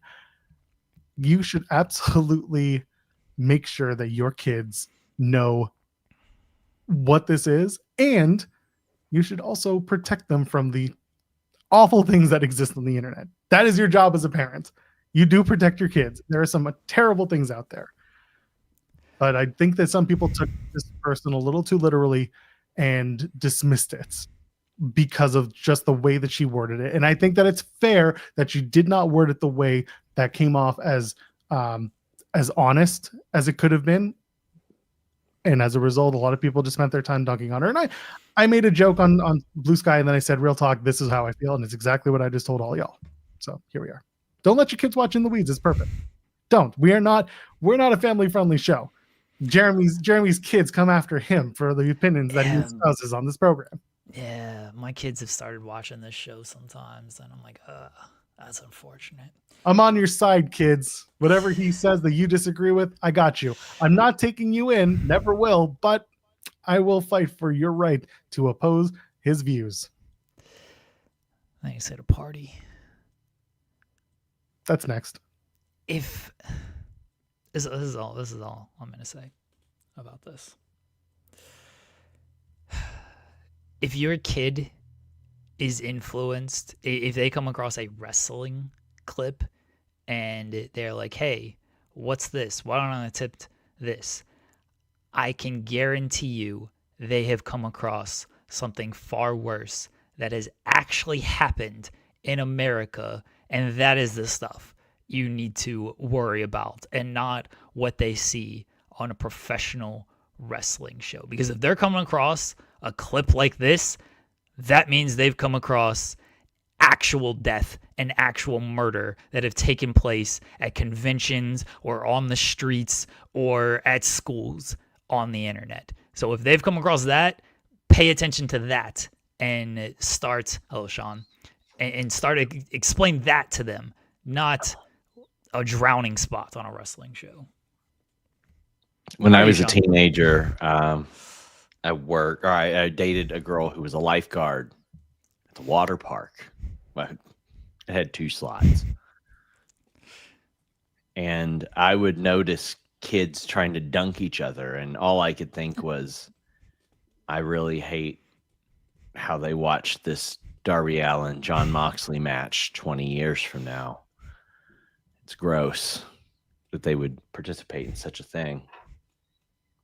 How are you doing this morning, Sean? I'm all right. How are you doing? I actually slept a little bit last night. Good. Yeah, first time in like a week that I actually got some sleep. So I woke up this morning and I checked my sleep app every morning and it said 8 hours. And I go, whoa. What's that like? Nice, yeah. Time for a parade. Yeah, mine said 6 hours and 45 minutes. And I was like, all right, we're back to normal. Yeah, we're good. We're good. And I see somebody saying Stock and Amanda Huber are beefing for real. They are. And I like both of those people very, very much. I've known Sarah for a number of years. I've known Amanda for a couple of years as well. And Amanda ain't gonna let anybody push her around. And she did reach out to Sarah before, and she was like, yo, what's up with this? What's up? This is weird. Oh man. And again, it's on after midnight on pay-per-view. Well, yes, but if the pay-per-view started at 3, this would have been an 8 o'clock spot. And so would they have been able to get away with it? I wish it would. I wish it would have. If Tony Khan would have started this show in the afternoon, it would have solved so many things. One, I am much more apt to enjoy long wrestling if it's in the afternoon. But he could have made it to the Jags game, which, you know. I don't know if he wanted to go to the Jags game with the way it actually played out. That wasn't. You know what drives me nuts is when I see people say, it's only the podcasters and the reviewers that complain about long wrestling. And I'm like, no, I would complain about this no matter what. Like, I say it all the time. Like, I don't care if you do a 5-hour show. You want to do a 5-hour show? Fine. Just start it at a decent hour. Started at 6, started at 7, started at 3. But when you're starting at 8 and then you're doing 5 hours, and it's like, all right, I'm a little burnt by that point on the East Coast. They were in the central time zone, but I really want to see how they do this on the East, because it's something I've actually brought up to Tony. I'm like, Tony, I know you don't deal with this, but there's a lot of people that rely on public transport. And when these shows end at midnight, a lot of the public transport closes at midnight. So there's going to be a lot of people that, don't necessarily get to benefit from that. But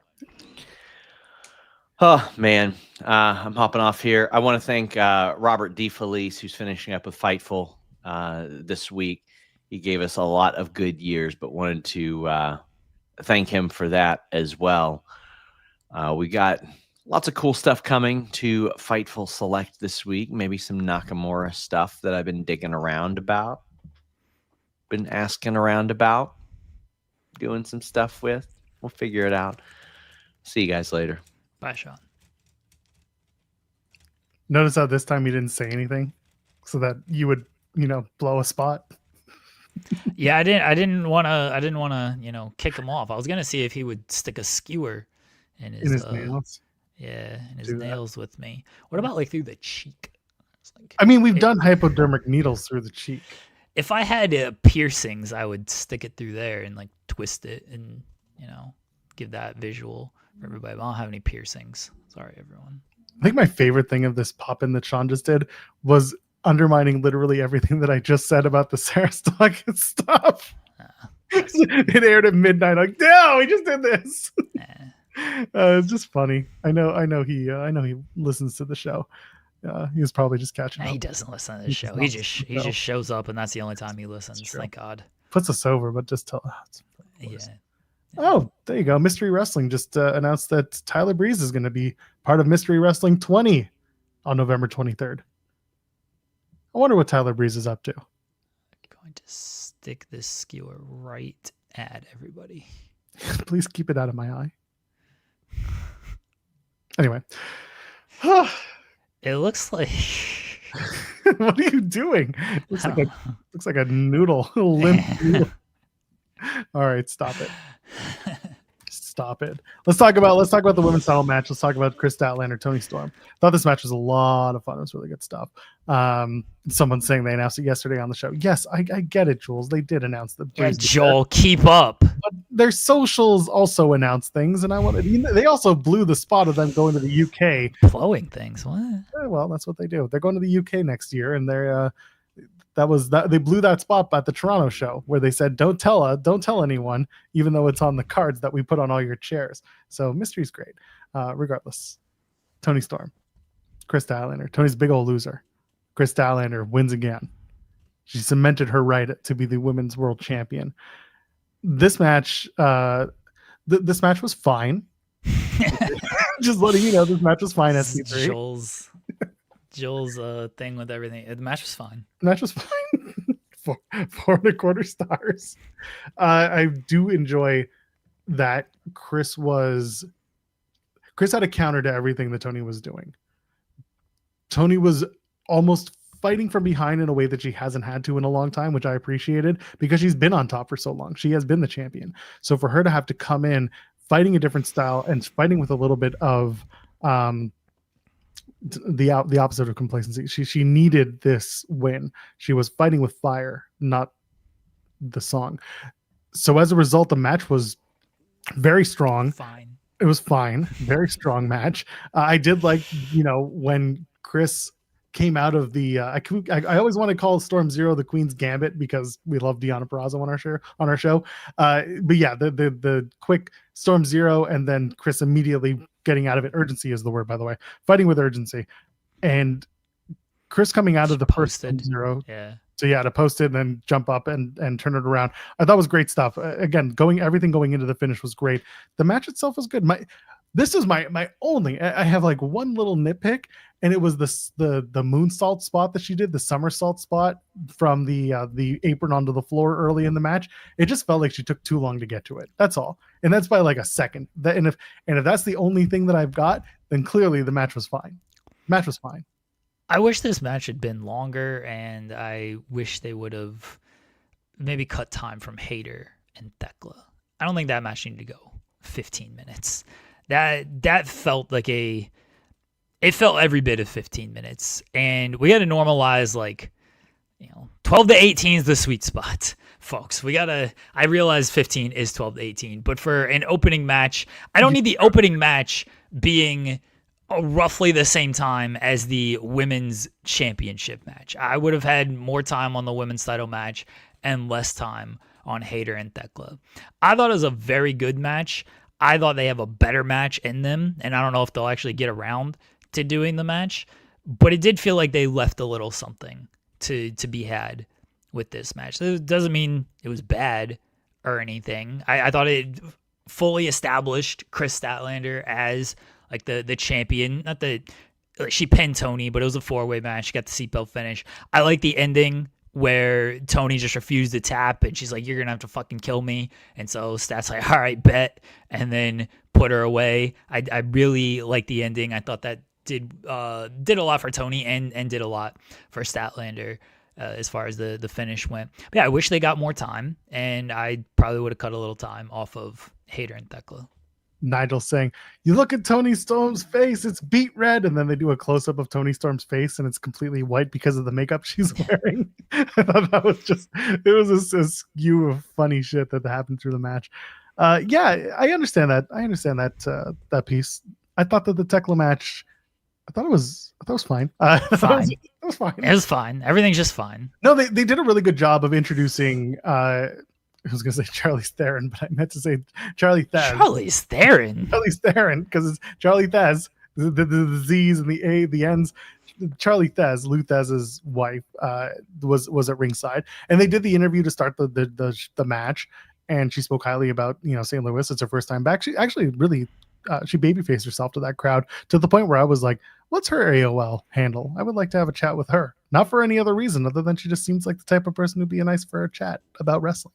Anyway, I thought that Tekla and Jamie Hayter was a good opener for the reasons of trying to set up not only what will be in Blood and Guts, but also the idea that Jamie Hayter is also working on her ascent back into the world title scene.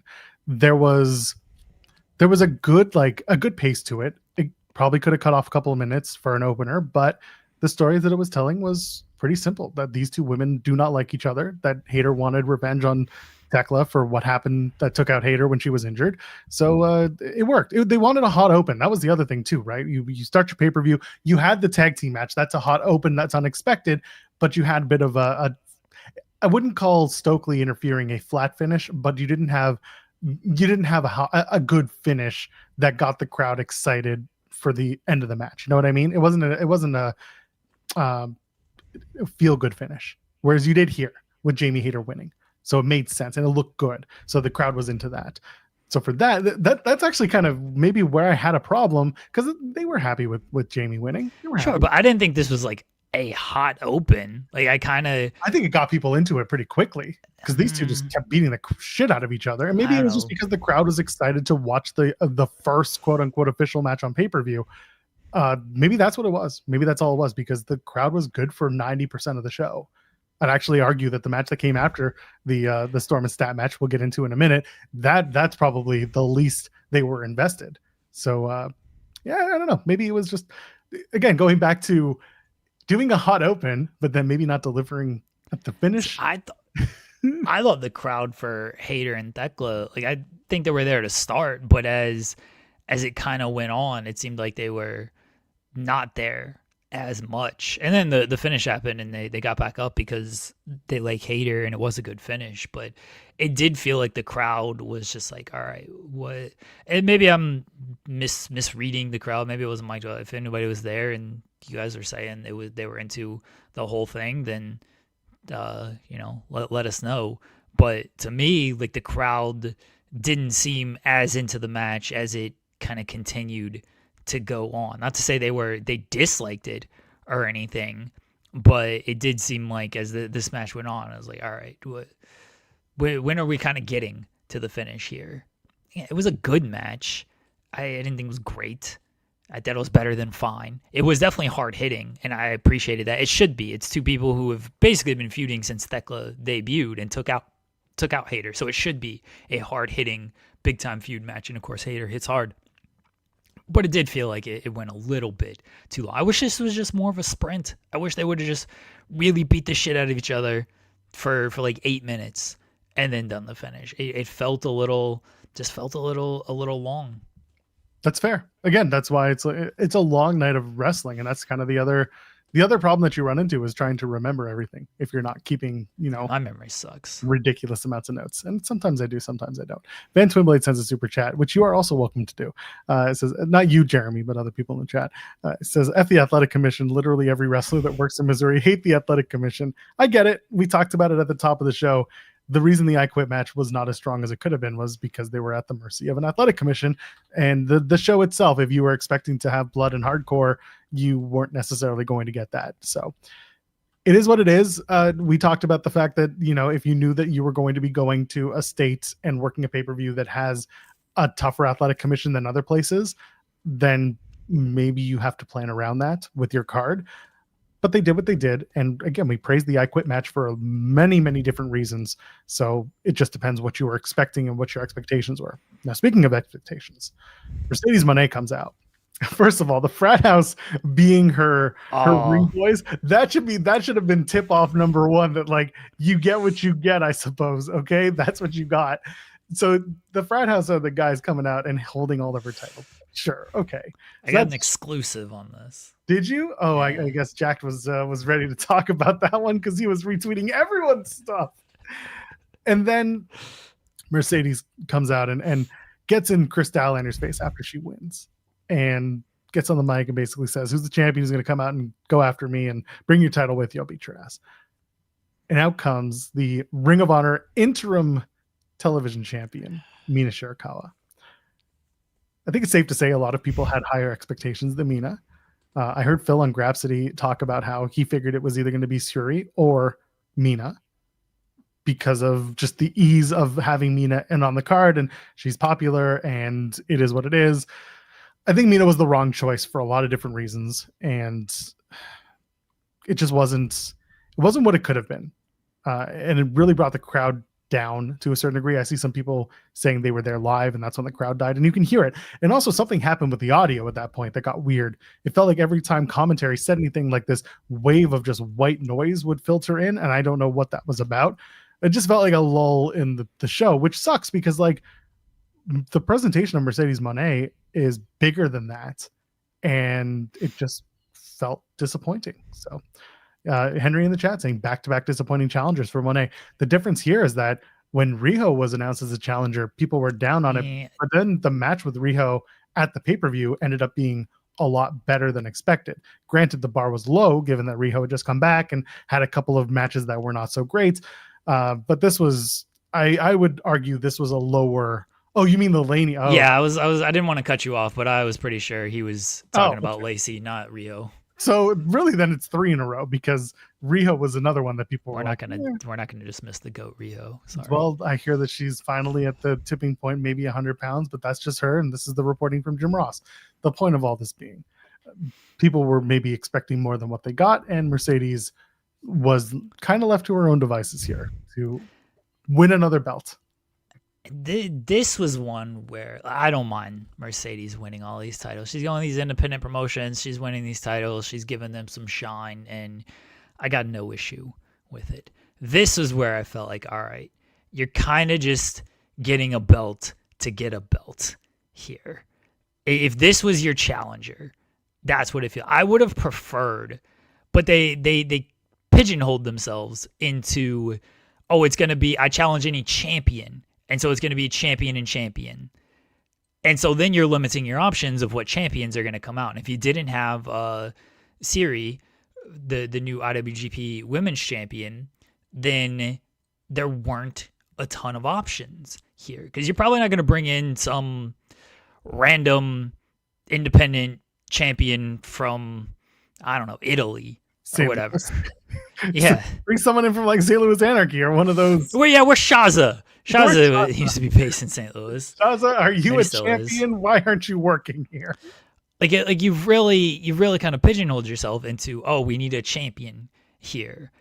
And there are only so many viable champions who can answer the call. Because again, if you just do random independent champion, it's like, all right, what are we doing here? So Siri would have been one option. And then your other options were, it was Mina. And she's an interim champion.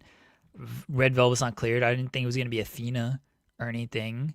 So there just weren't a ton of options. This is where I maybe would have just gone open challenge, bring in a good competitor, and then have Mercedes beat her. And like, you don't need to put another title on her because, all right, interim ROH television champion. What even is that? You know, what even is that? So here's the reality of it. Felt like they wanted to do the Ultimone. She beats she beats the Ultimo Dragon record. They wanted it to be on their show because the next night Mercedes was going to Winnipeg Pro, and we all expected her to beat Jody Threat and win that title. So you didn't want to make the record-breaking belt to be the Winnipeg Pro title. So now Tony's got a feather in his cap that he can say, oh, she did it on our show and she won her 11th title and beat the record with the Ring of Honor interim television title. Now, granted, there's Red Velvet and da-da-da-da-da. We have to do the match, and eventually, part of me is just like, are they really going to do the match? We made the joke online and also in our group chats that like she's going to work GalaxyCon and she's going to do a match. Like, listen, would it be great for Ring of Honor and for Final Battle to feature a Mercedes Moné match? Of course it would. Do we expect it? My lowered expectation says no. There is a larger story at play that I'm interested in. So later on in the night, Mercedes puts a challenge out to Chris. I want the women's world title, and I think it should be champion versus champion at Full Gear. First of all, Chris being from that neighborhood is great for that match. Mercedes gets over fully as a heel, and Chris is coming towards home with that title belt. There's a story there. I see a world where Chris wins, and she basically on the lead up tells Mercedes, yeah, you've got all these belts, but like, what are they? They're small potatoes compared to this. You're not beating the best of the best. This is the problem with saying it, though. You're burying the independent companies that Mercedes is supposed to be representing. However, your story is you're great, you're amazing, but you're not trying hard to win the big one. You're just going and collecting belts from people that you can beat, but you haven't beaten me, and this is the way that it should. She has beaten Chris twice. No, not for the world title. You haven't beaten me for this world title. That's fair. She has beaten her. Yeah, that, as Henry's saying, that was kind of the story with Tony. So I don't need that to be the story here. And I think they did it better with Tony. It made a whole lot more sense with Tony because Tony had such a long reign with everything. So no, I don't like that. I don't like that story. I don't like this match, honestly. Like, why are we going back to Mercedes going after the women's? She's the TBS champion. Give her something to do with the TBS title. We just saw her challenge for the world title, and she got it legitly. She won the Owen and everything. Like, okay, cool, I understand that, but I don't need her going back to the women's world title when she just lost this. Have her defend the TBS title. Have her maybe lose that title, or at least just do more with it than random challenger of the month, because that's basically what it's been with Mercedes. Like, hey, who's going to be the challenger this month for her? I'm kind of in a mind of where we talked about the interim ROH title, and I joked, like, is she gonna Samoa Joe just this thing? Like, I don't need this thing. Whatever, just like, do what you want with it. I'm kind of in the mind this happens with all the titles. Yeah. I kind of think she's just like, I won 12 titles. You know what? Here you go. Here they are. Everyone else come fend for them, because no one can actually beat me for these titles. I don't think she's going to lose like 12 I understand it's not 12 real titles because the Owen doesn't count as like something you defend, and the Rev Pro titles are combined and everything. But like, I don't think she's going to lose 10 matches. Maybe if they're doing triple threats and 4-ways, and that's how she lost the New Japan Strong Women's title. But like, it feels like that's how she's going to lose a lot of these. I just don't think she's going to lose 10 matches out of this. Everyone's waiting for like, oh, the Mercedes downfall. I'm like, she really just going to lose like 10 matches in the span of a month? I just don't see it. When did she sign her deal? Was it 2023? No, it was 2024. Was it 24? Right? I don't know. Time is not a real thing. Time is a flat circle. I guess Big Yeah. Business was 24 last year. Yeah. Someone in the chat can tell us for sure. I think it'd be Big very Business funny. 2024. Yeah, I think it'd be very funny if she spent the majority of this whole thing like winning all these titles, winning all of them, and then on like the second to last day of her contract being like, all right, I give these all up. And everyone's like, why would you suddenly give them all up? And it's WrestleMania week.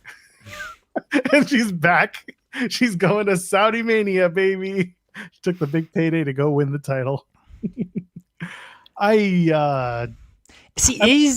Is the Statlander match title for title? I guess it hasn't been officially announced. So yeah, it hasn't been officially announced. And thank you, chat, for it's February 2024. Assuming she signed a 3-year deal, you still got time on it. It could have been a longer deal because I don't know what she got out of it.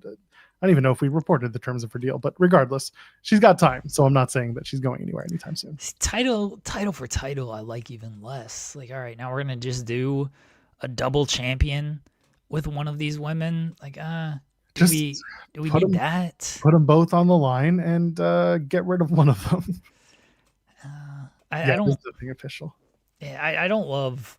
I just don't love this match so quickly. I just don't love it. Like, do something else with these things. I would rather Mercedes just go after the tag team titles and just add that to her collection. Sure, why not? That actually could have been a way, since Stat is the world champion, and you want to like get to something different here. Stat's the world champion. She's not going to be in the tag team title tournament. Maybe she is. I don't know. But Mercedes like goes back to Harley and is like, hey, you see these tag team titles? I know I rejected you once, but maybe there is something there. Because it's not like Mercedes got friends otherwise, so she just goes to Harley. And then Stat's like, what are you doing? No, wait team on there. Willow's there. I don't even like Willow, but you and Willow seem to get along. Or I'll be with you. I'll hang out. I'll be in this tournament, even though I'm the world champion. Like, I think there's other ways to get there than hey, I'm going to challenge you for this title, and we're going to do title versus title, even though we just did this match, as far as Mercedes challenging for the women's title a couple months ago. She's just going to win the women's world title and be like, all these other belts? She might just win this women's world title and then be like, I mean, I joked that she's just going to vacate them all. It's a partial joke, but it wouldn't surprise me, honestly. She just wins the women's world title. It's like, I've defeated wrestling. I release all of these titles, and now I just have the women's world title. And if you want to come after me, but I don't need this one title represents all of these titles that I have accomplished. Stand before me and ride the money train. Then who defeats her at the end? Me. We have a dance off. You have a dance off. Mama Justice is the only answer. Should be Kate saying Mama Justice and Mercedes for the interim Ring of Honor TV title. Do that one at the pay-per-view. None of this Red Velvet stuff. It's fine. Mama Justice wins. Beats Mercedes. So I see my guys in the frat house come out with all the titles, and I immediately shoot Jameson a message. I was like, you killed that CEO dance. And he responded so quickly that I was like, is he still ringside? He was not. He had gotten to the back at this point. When he messaged, he's like, I couldn't let the CEO down. I was like, you did great. So shout out to the frat house and them holding all the titles and doing the CEO dance with all of those championships. We love Jameson. We love the frat house. They did fantastic. Would have been funnier if he was still out there when he replied. I thought he was legitimately. It was such a quick reply that I thought he was like still out there, but apparently they had gone to the back. Like, he replied before I'm sure like the match started. Honestly, I was like, oh, I got back there pretty quickly, but I just love that he replied so quickly. So again, shout out to Jameson. He's a good dude. Live Blast saying, fight for Harley. Yes, that's what I said. Like, are we fighting for the for possession of Harley Cameron? Or sure, I don't know. It's Harley Cameron. She rules. It should be whatever you want to do with Harley Cameron. I mean, within like reasonable expectations here, but Harley Cameron rules. So SP3 and I have had this conversation before. Who gives a fuck about these titles? Get you a person It's a person who can do things for you and you can hang out with. That's way more value than these titles. She's got a lawyer. Why doesn't she want to hang out with her lawyer?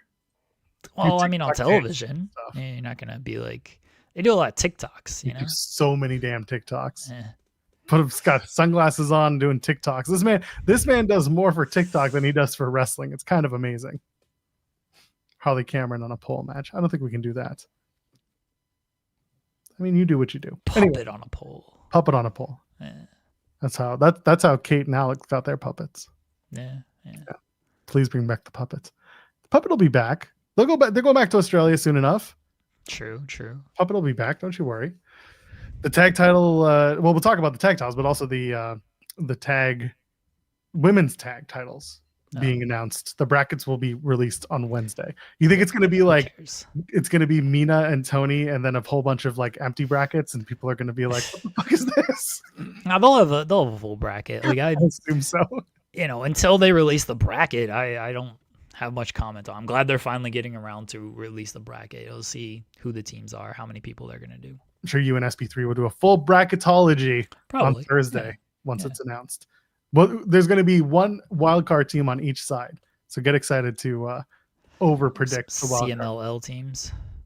I hope so. Yeah. They got enough. I don't even know if it's going to be an 8 or 16. They could do a 16 again if they really tried, but I assume this is going to all come to a head at Full Gear, and Full Gear is what, a month from now? Yeah. I mean, it's obviously in a month, but it's November 22nd. So yeah, they're a month from now. Yes. So they have enough time to do 16 if they really push it with Dynamite and Collision. They should do a Dynamite bracket and a Collision bracket. Pretty sure it's just 8. Probably just going to be 8. Boo, Tony, boo. Anyway, tag team title match. Very good. Now this ruled. It was fine. This is more than fine. It was actually very much more than fine. Brodito retained over Konosuke Takeshita and Okada. Again, you look at all 4 guys and you're just like, it's going to be a hell of a match. And then you add in that you've got Bandito, who has the shoulder injury going. And again, that moving into the entirety of the match, including the finish. Again, the storytelling was really good in this match. Okada and Takeshita. This is a can they coexist that you can actually like sink your teeth into, because they can't coexist, but they're not fighting each other on purpose to lose the match.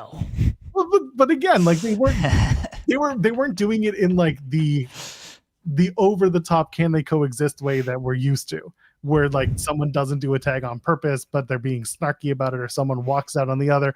No, like they stayed in the match. They just did stupid shit to take each other out at different points in it. So for that, like I thought that this was a really strong tag match. Again, probably I would argue one of, if not the best match on the card, one of the top matches on the card.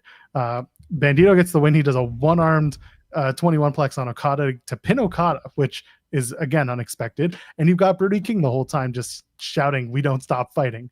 And you really gather the troops with this team that everyone's behind, and everyone's expecting like, "Oh, this has got to be the match. This is going to be it. This is going to be the match where they lose it. Oh, but they shouldn't lose it."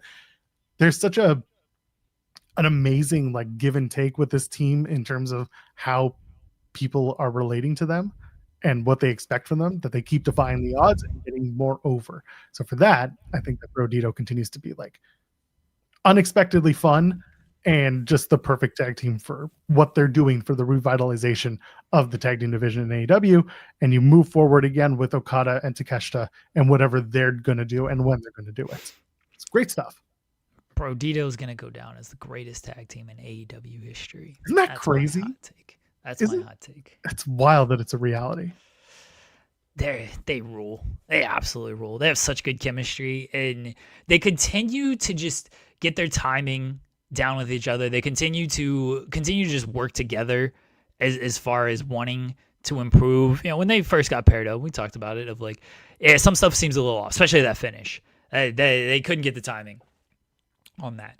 But they continue to just get it together, and it's clear how much they like each other. It's clear how much fun they are having with each other, and they want to improve. They want to get better. They want to be the best tag team, and it's been fun to watch their progression from kind of a thrown together duo to really getting over and to really just like coming together as a legitimate tag team. It's been very fun to watch. I love this match. Okada being a little dickhead continues to just be awesome. His smile after knocking out Takeshita was great. And Takeshita goes the outside. I like that wasn't fully the finish there because Brody does the dive to the outside on Takeshita, and then Bandito, he gets stopped on the initial 21 because of his arm, and then Brody's like, hey, don't quit fighting. Yeah, don't quit fighting. Don't quit fighting. Never stop fighting. Yes. And then he hits the 21, pins Okada. That sets up the match for Wednesday. But I absolutely love this match. Brodito has such good chemistry, and Okada and Takeshita play well off of each other. They're obviously two great wrestlers, and we've said it before. I think Takeshita is the best in-ring wrestler in the world right now, and so them playing off of each other in a tag team environment works. And Don Callis being there and being on commentary and trying to tell everything things are fine, but then having to make excuses for when things are going wrong and whatnot, like that adds to the presentation. So I thought this was the best match on the show. This is my favorite match on the show anyway. What's so funny is the Okada that we're getting now is just the right mix of Okada in terms of the work rate is there. It was never gone, but everyone was wanting more from Okada in the big match scenarios. And you can see that he's turned it up. He's really kind of dialed in and gotten comfortable with certain talent and certain people. You see that. And then he mixes in his character work where he's doing the stupid, he's doing the Macarena, but he's giving the finger in the middle. Like stuff like that is so perfect for him. He's found a way to make his weekly TV character actually work on TV. This is good stuff. And when you factor in the wrestling and the fact that he is a world-renowned wrestler, and I understand those who are like, we want 90-minute match Okada. You're not getting this here, and that's fine. Take what you're getting right now and understand that it fits the circuit. He's doing things the right way, and you'll get the classics. Him and Takeshita, whenever they do that one-on-one, it's going to be fantastic. It could be, as far as you know, it could be the finals of the C2, or it could be the IWGP Heavyweight Championship match, or it could be both. I'm curious as to how that plays out, but for now, the tag team match was perfect. Them as a tag team works from the way that they're presenting it, and Brodito continued to be just the best of the best out there, which is cool. And they're rebuilding that tag division really soundly, really solidly. Yeah. Look, again, I love this match. Thought it was the best match on the show. Looking forward to Bandito against Okada on Wednesday. I assume they're going to get a good amount of time. Bandito's been arguably I'll use the SP3 clarification here, the most outstanding wrestler of the year. And Okada will up his game when he needs to up his game. And against someone like Bandito, I don't think he's gonna have a choice on Wednesday. He's gonna wrestle like New Japan Okada, whether he likes it or not. Someone in the chat asking who beats Brodito. Henry is asking. Honestly, could be FTR. Nobody. Sorry, that's for the Torontonians. And then $500,000 match. Jungle Jack Perry, Luchasaurus. Jacking off over all of these people. Everybody jacking off, baby. Young Bucks lose. They don't get the money. The dinosaur is going to eat it all in front of them. I think every single week, that's how it should be. Every week, the Bucks should approach Luchasaurus and be like, hey, can we have some of that money? And Luchasaurus just eats a stack of $100 bills in front of the Young Bucks. And the Young Bucks are like, that's not how you're supposed to treat money. And Luchasaurus is like, I'm a dinosaur. I don't know what money is. Smash the patriarchy. And we're just like, all right, hell yeah, let's go, Luchasaurus. That's how you do it. He eats the money. The AEW socials are like, what's Luchasaurus going to do with $250,000? They're like, well, eat it. He doesn't know any better. Just take him out. Or Jack Perry's going to take this money and just like bury it in the forest for whenever he needs it later on. This man lives a simple life. He just wants to make his knives, drive around on his bus. That's it. He don't need all this money. He's just doing his woodworking and everything. He's gonna bury this in the forest. That's it. Oh, he's gonna spend it all on upgrading the bus. I don't think he's gonna do any of that. He's just gonna save it for a rainy day out there. He's eating $10,000. ACAB, fuck ice.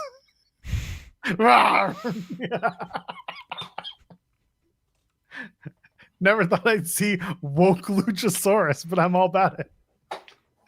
Just imagine like Luchasaurus and Brody King just showing up to this shit. Like, good luck. You know, just good luck. It's over, baby. Instead of people are mad about ice ads running during Dynamite. They should replace those ads with join the Lucha Kings. I guess it's the No Kings thing. The Nosaurus Kings. And it's just Luchasaurus and Brody King telling you, like, join us and fight these bastards.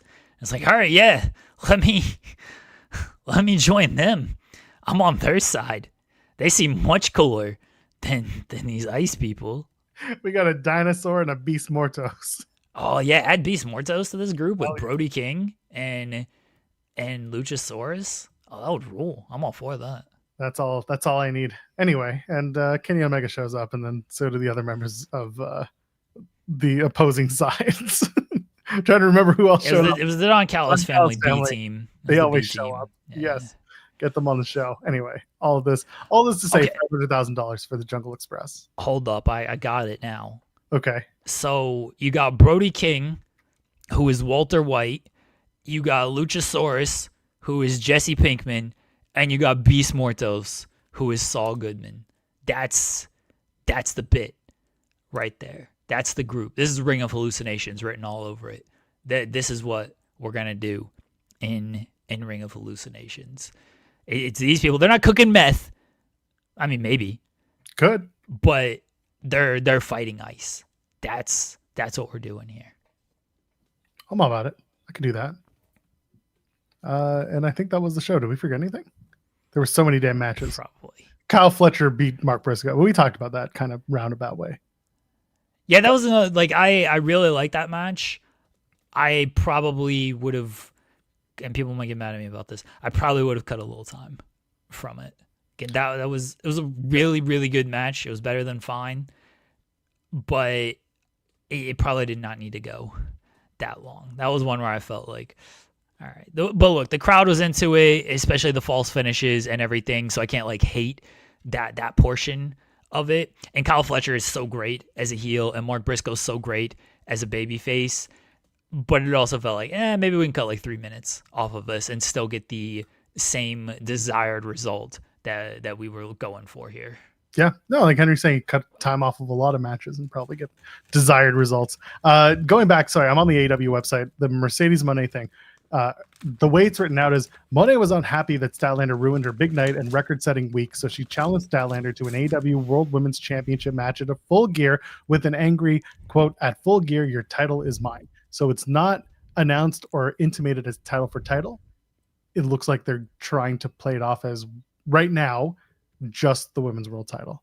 We'll see if Statlander comes back and says, "I want your title." So I don't know why she would. She's the women's world title, so we'll see what they play it out as on Wednesday.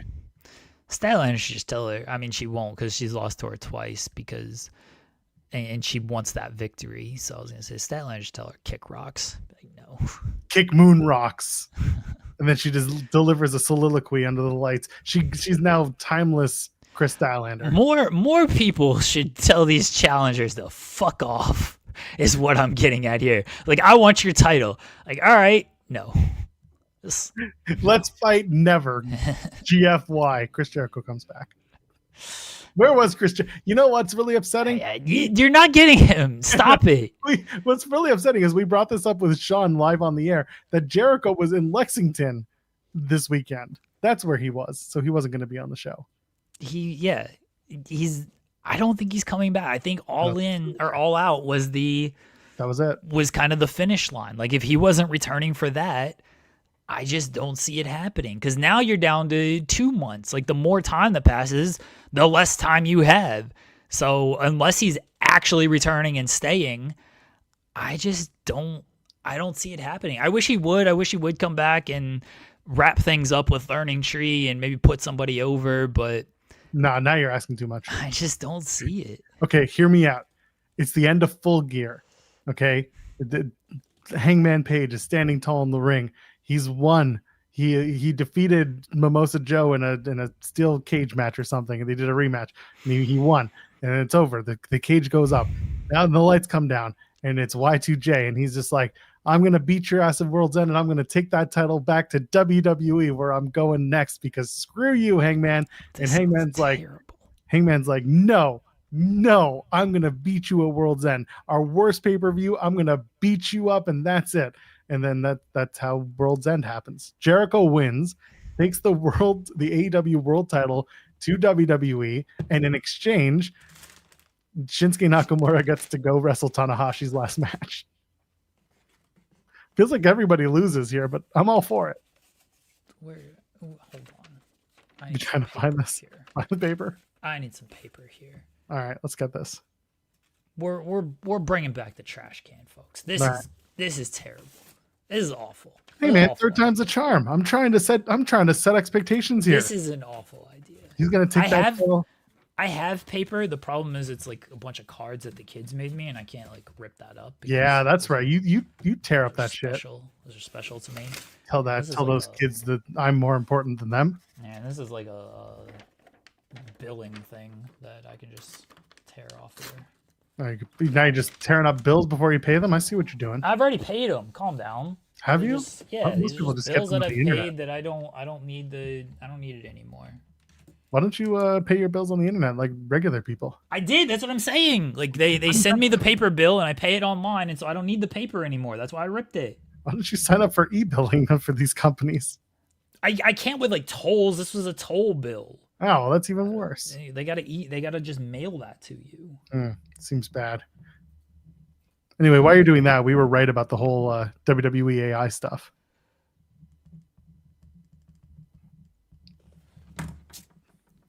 Chris Jericho. That's it. just Chris Jericho. When we try to decipher this in 3 months, we are not going to know at all what that was about. That's fine. Chris Jericho in general is a bad idea. I get it. So let's just binning it. There we go. And at the end of the year, we will look back at these and say, wow, you were right about all of them. Binning Chris Jericho. The trash can's back, folks. Can't believe Hangman's going to drop the title to Chris Jericho on Jericho's last night in AEW. World's End for the AEW title. Hangman Adam Page, Chris Jericho. Who will survive? Who will kill? I'm going to kill my creation, he says. I'm going to kill all Elite Wrestling. Kevin Nash is sitting there being like, sounds familiar. Knock it off. This sucks. Stop it. What's wrong with WWF 2002 ideas? They already do too many of those. It's true. Anyway, the AI stuff turns out that it was exactly what you and I talked about. It's a big tool. They're not using it to write storylines. They're using it to keep track of stuff, make sure that everything's, rank and filed appropriately, which, like, again, when you use AI as a tool, it is useful. Go check our select reports. I'm going to read this select report. All right, here we go. We do need a short, I guess. So, I got plenty of shorts today, actually. Oh, I have not been keeping track. This is what I do, Joel. No. This is from Fightful Select. We've gained a lot of context regarding the rumors of AI creative within WWE. Fightful Select has learned there have actually been AI tools at the disposal of the creative team for years. However, it's mostly been used as a glorified creative assistant to look things up, like the last time 2 wrestlers had a match. One source familiar with the process said that it would be more of a not starting with a blank page approach than a write the show for us. In asking around the creative team, nobody said they knew of anyone on the team who actually used the AI system provided for more than a couple of minutes. Regarding the new hire, the WWE creative team is of the impression that he's being brought in to find ways to help using AI to remove background noise of shots or organize files quickly or work on production elements as opposed to creative storylines. One employee in production told us that they work insane nonstop hours and that they're actually excited to get AI aiding in some of the things they do. Specifically, we are told that AI is not replacing the creative team. The creative team writes the shows, then produces it with the talent directly. A top talent reached out to Fightful and said Michael Hayes, Paul Heyman, and Ed Koskey are not AI, and took exception to the belief that AI storylines were going to happen. Well, Michael Hayes might be AI. Dude is AI. We know this. What is this garbage? Paul Heyman is AI. What are you talking about? He's got 2 phones. One of them talks to the other to make sure that that all the information is correct. They should use AI. They should have been using AI. Like, when's the last time we did a run-in on a main event? AI is like literally an hour ago. Knock that shit off. Well, that's the problem. He says they say knock that shit off, and it's like, all right, we'll delete it for now. Bonk. Yeah, the person who responded was AI. The person's name was Hal, and Hal said, none of these people are AI. Everything's okay. Don't worry about it. Ed Koski being like, I'm not AI. I'm just old. I do like the idea that they're using AI to book storylines, though. That's way more funny. Well, it's like I said, you're going to see the following people do the exact same things. One is going to be using AI to generate a Bobby Lashley, Lord Tensai crossover. And the other one is going to be people saying that if the storyline's bad, oh, did AI book this? Which I immediately got, by the way, after SmackDown. Someone was like, oh, AI booked this SmackDown. And I was like, you're proving my point. Why are we doing this? Anyway, SmackDown was a show, and no one's going to talk about it because it ended in a DQ. But Raw's tonight. You ready for this? You ready for AI Raw? Nah, I'm watching Game 7. I don't care. It's true. So am I. I'm going to watch AI Game 7. Adam Pearce addresses the status of Seth Rollins. It's not a good thing to hear. Braun Breaker, Bronson Reed will speak. Braun Breaker is going to speak when they say speak boy, and he goes, ruh, ruh, ruh, ruh. Sorry, he's a dog is what I'm getting at. World Tag Team titles are on the line. Judgment Day, JD McBighead and Finn Balor defend against AJ Lee. That's AJ Styles and Dragon Lee, for those who are missing. The Intercontinental titles on the line. Dominic Mysterio defends against Rusev. I'm sure there won't be a third man inserted into that somewhere down the line on November 1st, brother. And the Women's Intercontinental Championship is on the line. Becky Lynch is back. She did not go to Australia. Instead, she decided to go home, which I fully understand and endorse. She's going to take on Maxine Dupree. We're going to look at a new Intercontinental Champion, baby. Maxine Dupree. Thank you. Right? Becky should come out as Pierce is addressing the Seth Rollins situation, and she should just be like, it's my title now. She should just be the world champion. It's my title now. Just walks away. She doesn't even say anything. She just grabs it and goes away. Yeah, but like this title is staying in the family. My husband didn't lose this title. We're keeping this in the family. If you want it, you can come beat me. And then Becky just beats all these dorks. Hell yeah. That's what I would do. I'm here for that. Anyway, that's Raw for tonight. Is there anything else we got to talk about? Raw should be a good show. I'm looking forward to it. The Seth situation, and then we'll see where they go with Braun and Bronson. And then there's some good matches. Dominic Rusev should be good. The tag team match should be good. Becky and Maxine will be there. So it should be a fun show. But I'm much more interested in Game 7. Go watch Game 7 between the Jays and the Mariners. You know it's going to be much better. And Jeremy's back tomorrow with SP3, talking about God knows what. I'm sure SP3 is going to give you his move by move, WrestleDream tomorrow rundown. NBA season preview tomorrow, everybody. Season tips off tomorrow. SP3 and I will do our preview, as I mentioned on Thursday, for the last 4 years, maybe 4 years. For the last 4 years, SP3 and I have correctly predicted the NBA champion before the season starts. So we will go for 5 on tomorrow's show. 5 years running, either SP3 or I will correctly predict the NBA champion. The Dallas Mavericks. And it's not like the worst prediction in the world. It's not the best, but it's not the worst either. Mark your calendars, folks. The day before they did their piddly ass season rundown, Joel Pearl was right. Well, that doesn't happen. It would be very funny if it did, though. We'd be using this one for a long time. At least I would. Anything else to plug before we get on out of here? What did we accomplish today, Joel? A lot of WrestleDreams. We went about as long as the pay-per-view was.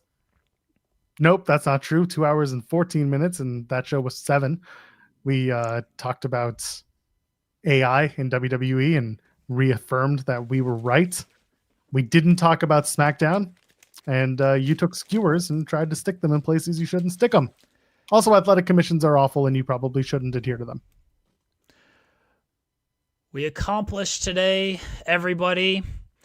Watch your own fucking kids and don't let them watch wrestling. That looks painful. It doesn't feel great, let me tell you. I'm like actually doing that too. That's not just me like doing like a bit and acting like I'm doing something. Like I'm legitimately sticking this thing underneath my fingernail. Yeah, don't worry. I see our viewership plummeting because you do it. Listenership's never been higher because they like hearing the pain in your voice. This is for the hardcore. This is for the sickos Yeah. out here. This is for the sickos. Well, enjoy tomorrow.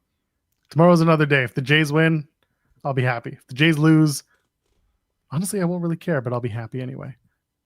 Jeremy Espeth are here. They're going to run down the NBA season and probably talk about other things. Till then, you know what to do. Leave a thumbs up on the way out. Ladies, gentlemen, friends beyond the binary. We'll see you in the next one. Cheers.